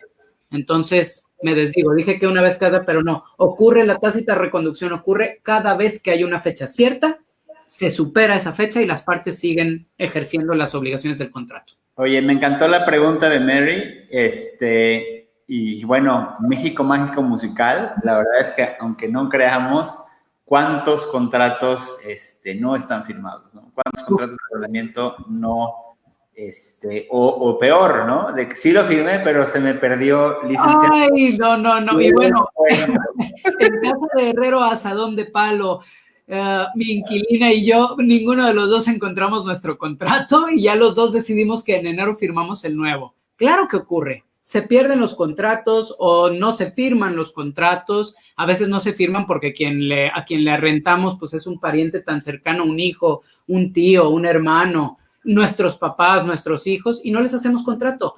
La recomendación primera es siempre, siempre, siempre tener contrato escrito. Pero bueno, ¿qué pasa si se perdió el contrato? Esto típicamente, se perdió el contrato o no tenemos contrato. Esto típicamente no es problema hasta que es problema, como dice el licenciado Aldo. Si no tienes problema entre las partes y no tienes contrato, tan pronto como te sea posible, vuelve a firmar el contrato, ¿no? Esa es la primera recomendación. El problema viene cuando ya uno, típicamente el inquilino, pues dice, no, yo no te firmo nada. Me conviene no tener firmado nada, y ciertamente es así. Si no hay contrato, el inquilino es más favorecido. Entonces hay que procurar documentar el arrendamiento. ¿Cómo se hace eso? Bueno, pues entregándole al arrendatario sus recibos de arrendamiento o de plano, si ya prevés que va a haber un problema o ya tienes un problema, demandando cuanto antes y acreditando la existencia del contrato con otros medios o elementos de prueba. Si recibías tus rentas por transferencia bancaria, nosotros lo recomendamos mucho, pues entonces tus estados de cuenta bancarios son la prueba de que recibías rentas, por lo tanto, de que existe un arrendamiento. Los testigos también funcionan, por supuesto. Ahí sí, cualquier medio de renta, mensajes de WhatsApp, en donde tú le cobrabas la renta y te respondía que no te iba a pagar la renta, etcétera, etcétera, etcétera. Entonces, si no tienes contrato y ya hay un problema o está por haber un problema, probablemente tendrás que acreditar la existencia del arrendamiento. Me estoy a punto de hacer un desvío como de 90 grados respecto al tema y ¿Sí? disculpen a todos porque lo voy a hacer. Desde hace poco, particularmente Secretaría de Hacienda, con la intención de que todos, sobre todo la gente que rentaba, pues digamos que solía recibir su dinerito en efectivo y bueno, por debajo de la mesa, ¿no? Y bueno, pues obviamente en el SAT no son tontos y de alguna forma algo que empezó a suceder tiene que ver con el hecho de que si no documentas, es decir, si no facturas y no hay un comprobante fiscal de esa operación, ¿qué pasa, Roberto? Cuéntanos. Bueno, vamos a ver. Hasta el 31 de diciembre de 2018, siempre ha existido la obligación, por supuesto, de declarar los ingresos que se obtienen por los arrendamientos. Sin embargo, muchas de las personas que rentan, es decir, dueños de inmuebles, no tenían la obligación de estar inscritos en el RFC. Esa obligación se generó a partir de que empezaron a recibir ingresos por esa materia, pero la realidad es que la gente no lo hacía, pues simplemente para no pagar impuestos. Entonces, a partir del 1 de enero de 2019 entró en vigor una reforma a la ley de ISR en la que se obliga al arrendador, al dueño del inmueble, a generar los CFDI, las facturas, los comprobantes fiscales digitales por Internet por cada renta que recibe a favor del arrendatario. Y prevé una pena para el caso de que esto no se haga. Lo que pasa es que la pena no queda del todo clara y la verdad es que se está interpretando de forma muy, muy constriñente en contra de los dueños de los inmuebles. ¿Esta pena en qué consiste? Bueno, dice la ley de ISR, si el arrendador acude a juicio a cobrar rentas vencidas que no le han pagado, el juez deberá requerirle por los comprobantes fiscales digitales por Internet antes de decretar la condena. Y si no se los presentamos, y ahí es donde queda un poco abierto a lo que el juez puede hacer.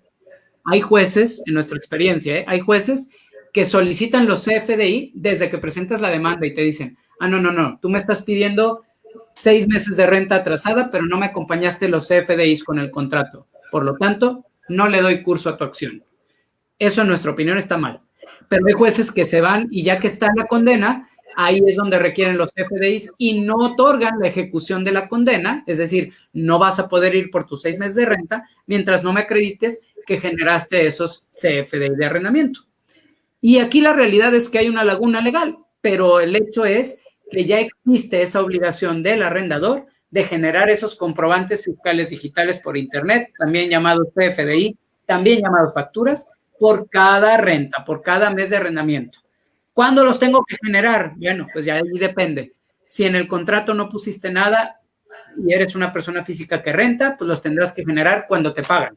Santos Agua nos pregunta que los recibos de pago de renta llenados a mano tienen alguna formalidad o alguna validez legal, supongo que más bien por ahí va la pregunta. Las dos no tienen ninguna formalidad. Podríamos otorgar los recibos de arrendamiento en una servilleta, pero tienen toda la validez legal como pruebas de que se pagó la renta o como pruebas de que recibí la renta. Simplemente no hay que confundir los recibos manualitos que damos. A veces venden formatos o libretas, blogs de recibos en la papelería, los podemos generar nosotros en la computadora y tienen plena validez legal, no requieren ninguna formalidad. Simplemente dice la Corte, por cuestión de seguridad y certeza jurídica, ¿qué deben de contener? Bueno, 1, la fecha del recibo, la fecha en que está documentándose el pago. 2, pues la cantidad pagada. 3, hacer referencia al contrato de arrendamiento. Aquí nosotros recomendamos que sea contrato de arrendamiento de fecha tal sobre el inmueble tal. Esos 2 datos, la fecha del contrato de arrendamiento y el inmueble. Y 4, por supuesto, pues el nombre y la firma de la persona que paga. Se puede poner como número 5 quién recibe el pago, pero la realidad es que ese requisito en concreto, pues no es necesario. Pero no tiene una formalidad. Me encanta esta pregunta porque vamos a hacer aquí una aclaración y dice Ignacio, dice, si lo que se renta es un local de fiestas o una habitación, supongo, de un hotel, o etc., ¿cómo opera la obligación para el arrendador? A ver, aquí hay que distinguir. Normalmente el uso común, la gente dice, voy a rentar un local de fiestas, ¿no? Voy a rentar un casino o voy a rentar un salón de fiestas. La realidad es que no rentas un salón de fiestas. Te prestan un servicio que el servicio como tal es las horas de tal a tal hora de tal día para que tengas una fiesta, pero no te están rentando un salón. Realmente es un servicio que se presta, ¿no? Entonces, no hay que confundir, no es lo mismo. De hecho, sería un error el que el dueño del salón de fiestas celebrara un contrato de arrendamiento cuando presta un servicio de catering, por ejemplo, o de eventos, ¿no? De salón de eventos. ¿Por qué? Porque si bien vas a traer gente a tu inmueble, últimamente en un salón de fiestas nunca pierdes la posesión del inmueble. ¿Qué significa esto? Bueno, seguramente tienes a tu velador, tu controlador de accesos, la persona que va a estar ahí de mantenimiento y viendo que todo funciona bien, etcétera. O sea, realmente el dueño nunca otorga la posesión, simplemente por un periodo corto de unas horas en un día determinado, presta el servicio de lo que sea, de evento, adorno, etcétera, etcétera. Entonces, no conviene, de hecho sería un gran error celebrar un contrato de arrendamiento, más bien uno de servicios sería lo más adecuado, mucho más defendible, mucho más fácil de llevar a juicio, ¿no? Aquí hay 2 preguntas que se relacionan una con otra. Las voy a poner primero, vamos a poner las 2 porque las 2 son muy interesantes, sobre todo por ese tema de que hay mucha confusión o hay mucha ignorancia respecto a los CFDIs, las facturas, etc., sobre todo ese tema que de pronto sí se ha vuelto importante. Y primero Antonio Chávez dice, pero si no te han pagado la renta, ¿cómo vas a generar los CFDIs? Bien, por eso comentaba que el código fiscal de la Federación nos dice el momento en que se tiene que generar el CFDI. Y el momento en que se genera el CFDI es el momento en que ocurre la obligación, desde el momento de causación de la obligación. Entonces, ¿en qué momento, estrictamente hablando, en qué momento se tiene que expedir el CFDI? Bueno, en el momento en que se genera la obligación del pago de la renta. Si en el contrato de arrendamiento dice que me tienen que pagar mis rentas el primer día de mes, ese día estoy obligado a generar la factura o el CFDI, ¿sí? Que en los usos comerciales lo hacemos diferente, es cierto, pero aquí tenemos 2 obligaciones que a veces coinciden, pero a veces no.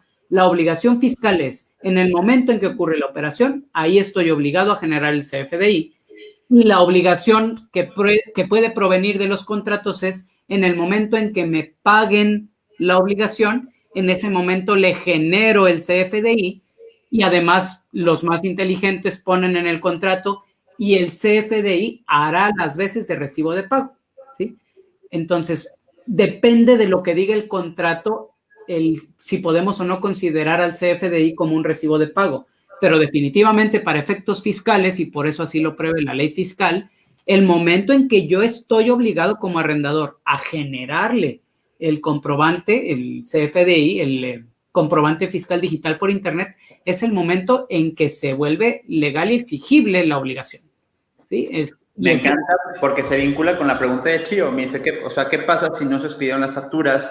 en tiempo, ¿no? Y Sí. paga la redundancia de todo lo que estamos hablando, pues en tiempo sería en el momento en que se debe de pagar. Es decir, normalmente, como debería de ser, entre comillas, o la práctica lo que exige es estas obligaciones de pago, inclusive tú ya estás obligado a tributar sobre ellas a pesar de que no te hayan pagado, ¿no?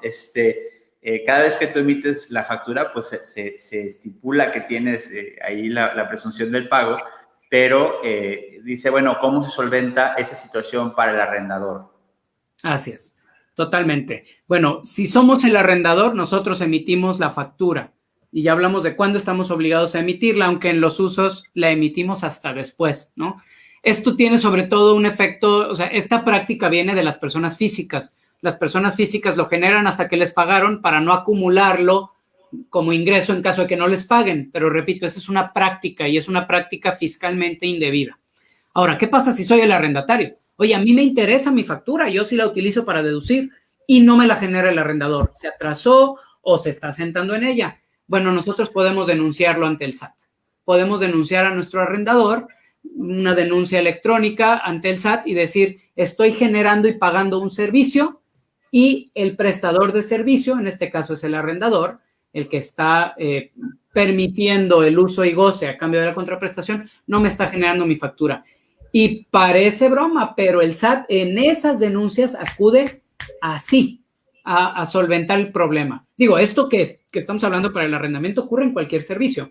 Vamos a una tiendita, no me emiten factura, quiero meter a la tiendita en problemas y pues les mando al SAT precisamente porque no me han emitido la factura y les ponen multas que pueden ser, las multas son todas iguales para todos, pero una multa para una tiendita, una multa para un arrendador puede ser un gran incentivo para que no se le vuelva a olvidar emitirte tu factura, ¿no? Entonces, ese es el modo como lo podemos, ¿cómo decirlo?, corregir, ¿no? O obligar al arrendador a emitirme las facturas que me tiene que emitir. Oye, y Mónica te echa una flor, te dice que oyéndote escuchar, o sea, oyéndote hablar, piensa que le hubiera gustado estudiar Derecho. Así que gracias, Mónica. Nunca es tarde, nunca es tarde.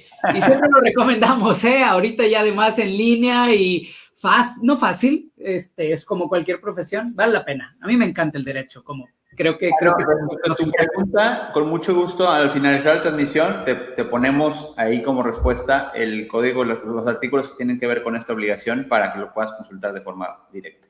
De acuerdo. Chío pregunta, entonces, ¿puedo poner en el contrato que se genera la factura en el momento del pago para proteger al arrendador si habitualmente no generan las facturas? Generalmente hacen eso, Incluso sí. A mí me ha tocado mucho escuchar, mencionar o decir que justamente en el contrato ponen esa cláusula, que las facturas se emitirán una vez que se haga el pago. Y no ha sido del todo bien recibido por los jueces. Es decir, no, de alguna forma no compran de todo ese clausulado. A pesar de que tú lo emitas, pues las obligaciones fiscales esas sí no son, ¿cómo se llama? No admiten pacto en contrario. Así es, no admiten pacto. No, para que veas. Sí, no admiten. Pero entonces, aquí hay que aclarar, a ver, ni Roberto ni yo somos fiscalistas ni contadores, pero sí hay que ser bien claros porque lo que tú dices, Antonio, no es del todo cierto.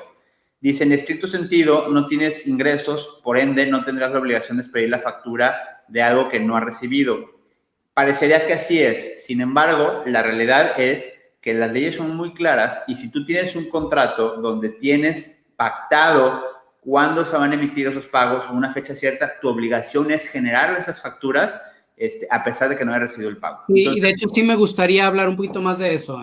Vamos adelante, por favor. Depende de qué eres, es el momento en que acumulas los ingresos.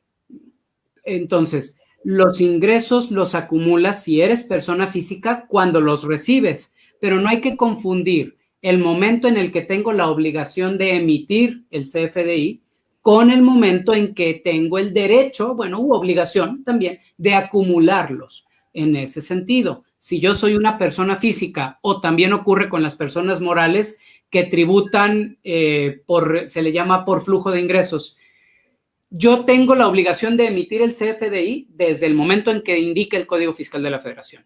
Sin embargo, vamos a pensar que soy persona física, emito mi CFDI por la renta de enero de 2021 y no me la pagan. no tendré en febrero de 2021, no tendré que pagar por esos ingresos, aunque haya emitido la factura. O sea, esa es la gran confusión que existe, que por supuesto existe para los que no nos dedicamos a la materia fiscal o no la conocemos. Uno es el momento de la obligación en que quien esté obligado, quien sea, en este caso el arrendador, pero quien esté obligado a emitir el comprobante es en un momento determinado. Y ese momento es en el momento en que la operación existe, nace a la vida. Me encanta porque Luis Francisco te complementa y te dice, él es contador, puedes emitir la factura y ahí mismo asentar que no se ha pagado. Luego, cuando recibas el pago, vas a expedir un recibo de pago. Complemento de pago, exactamente. Y de hecho, esa es la otra solución. Aunque no pactes en el contrato que emitirás en el momento en que te paguen, tú emites tu factura el día 1 de cada mes y solamente se considerará como pagada. Y ojo, aquí ya tenemos jurisprudencia en ese sentido, porque un arrendatario, un inquilino vivaracho, quiso decir eso: señor juez, yo no le debo al arrendador, tan no le debo que aquí están todos mis CFDIs. Y el arrendador se defendió, así como dice el contador, diciendo: señor juez, yo le emití mis comprobantes porque la ley fiscal me obliga, pero si usted se fija en mis comprobantes, no dice que pagó en efectivo o por transferencia. Dice, esto ya es fiscal, pero dice 99, es decir, por determinar la forma de pago. Y no le emití más que, de esas 10 facturas, no le emití más que 5 complementos de pago. Y el complemento de pago sí dice cuánto recibí y cuándo lo recibí y el modo como me pagaron. Entonces, ojo con eso, no hay que confundir el momento de emisión, de la obligación de emisión del CFDI con el momento de acumulación del ingreso. Son dos momentos diferentes, a veces coinciden, pero a veces no. Gracias, contador. Y bueno, por último, respecto a este tema, ya para no darle tantas vueltas, es interesante, la verdad, es importante. Rafa dice, pero si el inquilino se atrasa 5 meses o más, entonces tengo que seguir emitiendo los FDI. Bueno, creo que se responde un poco con lo que acabas de mencionar, ¿no? La respuesta es sí. Déjenme, de hecho, de leerles cómo viene el tema en el Código Fiscal, sobre todo aquí si algún abogado nos está viendo. Perdón, el Código Fiscal, no, la ley de ISR. En las sentencias del orden civil, donde se condene al arrendatario al pago de rentas vencidas, la autoridad judicial requerirá al acreedor, esto es al arrendador, para que compruebe haber expedido los comprobantes. Entonces, primer error de los jueces, esto ya lo están resolviendo los tribunales federales. Primer error de los jueces, requerirte los comprobantes fiscales cuando estás presentando la demanda. Ese es un error del juez. Te los debe requerir hasta que ya se condenó al pago de rentas. Y eso tiene lógica. Si yo como inquilino me defiendo, oye, es que no debo, ahí está, o es que no existió arrendamiento, ¿por qué diablos no? Entonces, lo mismo puede ocurrir. Pero bueno, ya una vez que condenaron al inquilino, y entonces el juez requiere al acreedor que compruebe haber expedido los comprobantes fiscales. Esto suele ser siempre una pregunta. Entonces, ¿los puedo emitir mientras el juicio o los puedo emitir hasta que haya sentencia? Sí. Si no los emitiste antes y no te importa la obligación fiscal como tal, puedes emitirlos hasta que ya ganaste el juicio, ya se condenó. Pero aquí es lo que viene interesante. En caso de que no se acredite la emisión, en caso de que no los emitiste o no se los enseñaste al juez, la autoridad judicial debe informar al SAT. Esa es toda la consecuencia. El juez no debe meterse a más. Mucha gente decía, es que si no emites los FDIs no vas a poder cobrar las rentas. Falsísimo. Vas a poder cobrarle las rentas, pero si no le acreditas al juez que emitiste los comprobantes, el juez va a ir de chismoso a decirle al SAT, este cuate acaba de ganar 25 rentas, ve y audítalo, ¿no? Y entonces puede ser que te metas en un problema. Bueno, hasta aquí la clase de hoy. Si hay alguna otra pregunta, con muchísimo gusto estamos para revisarla o contestarla.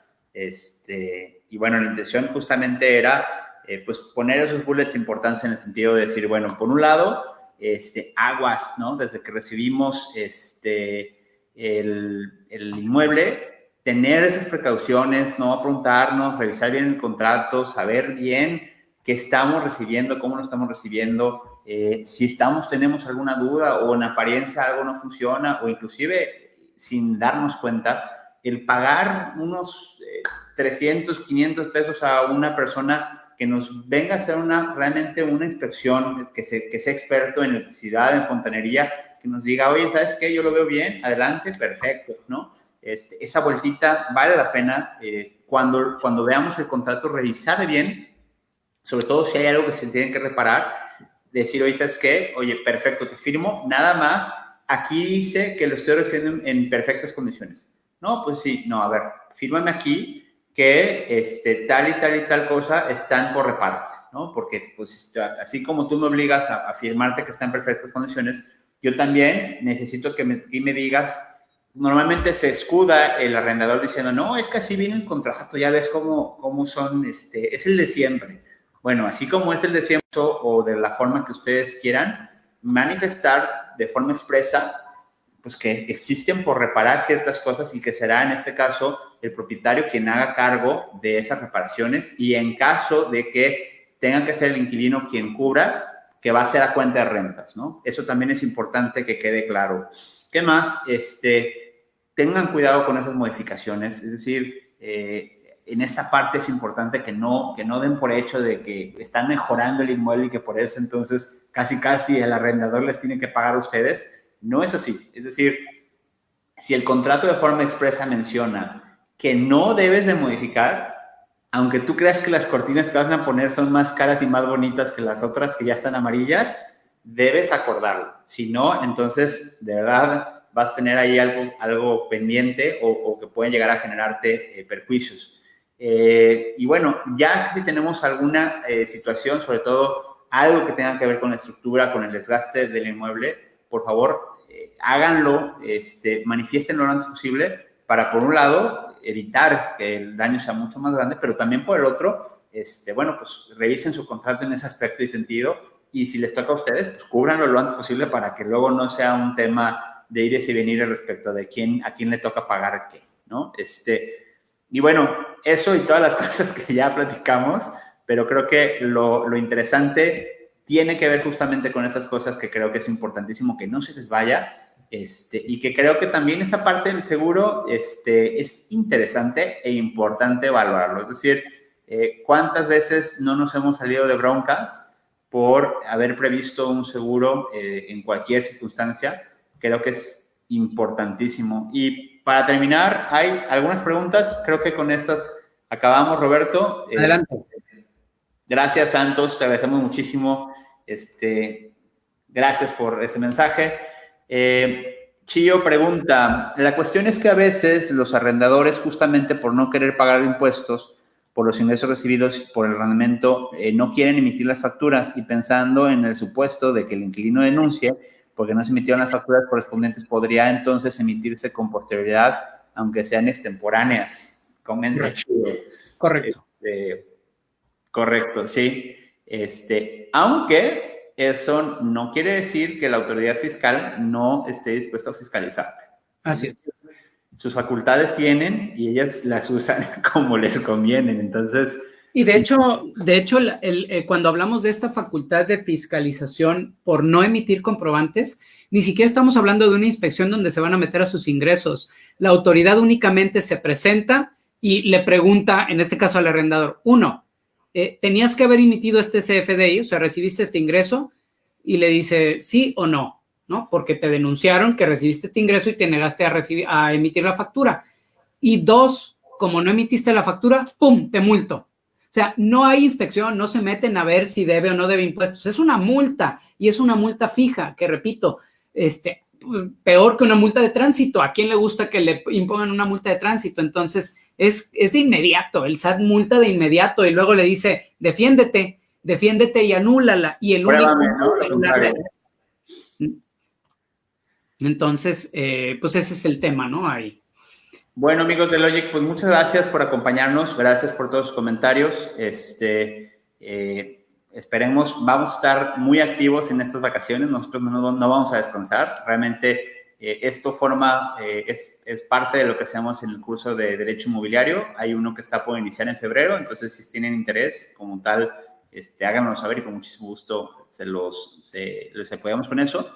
Y pues obviamente la intención es justamente seguir sumando. Este es un contenido adicional al curso de Derecho Inmobiliario que estamos dando en este momento, por lo cual no era ni obligatorio ni forzoso su asistencia, pero así bueno, gracias por su tiempo. La intención es seguir sumando y obviamente que aquellos que estén con interés el tema pues puedan tener respuestas y poder conocer un caso común, convencional, porque ¿quién no ha rentado un departamento, ¿no? Entonces, gracias, Roberto, gracias por acompañarnos como siempre. Querido amigo, gracias a ti. Buena tarde. Nos vemos.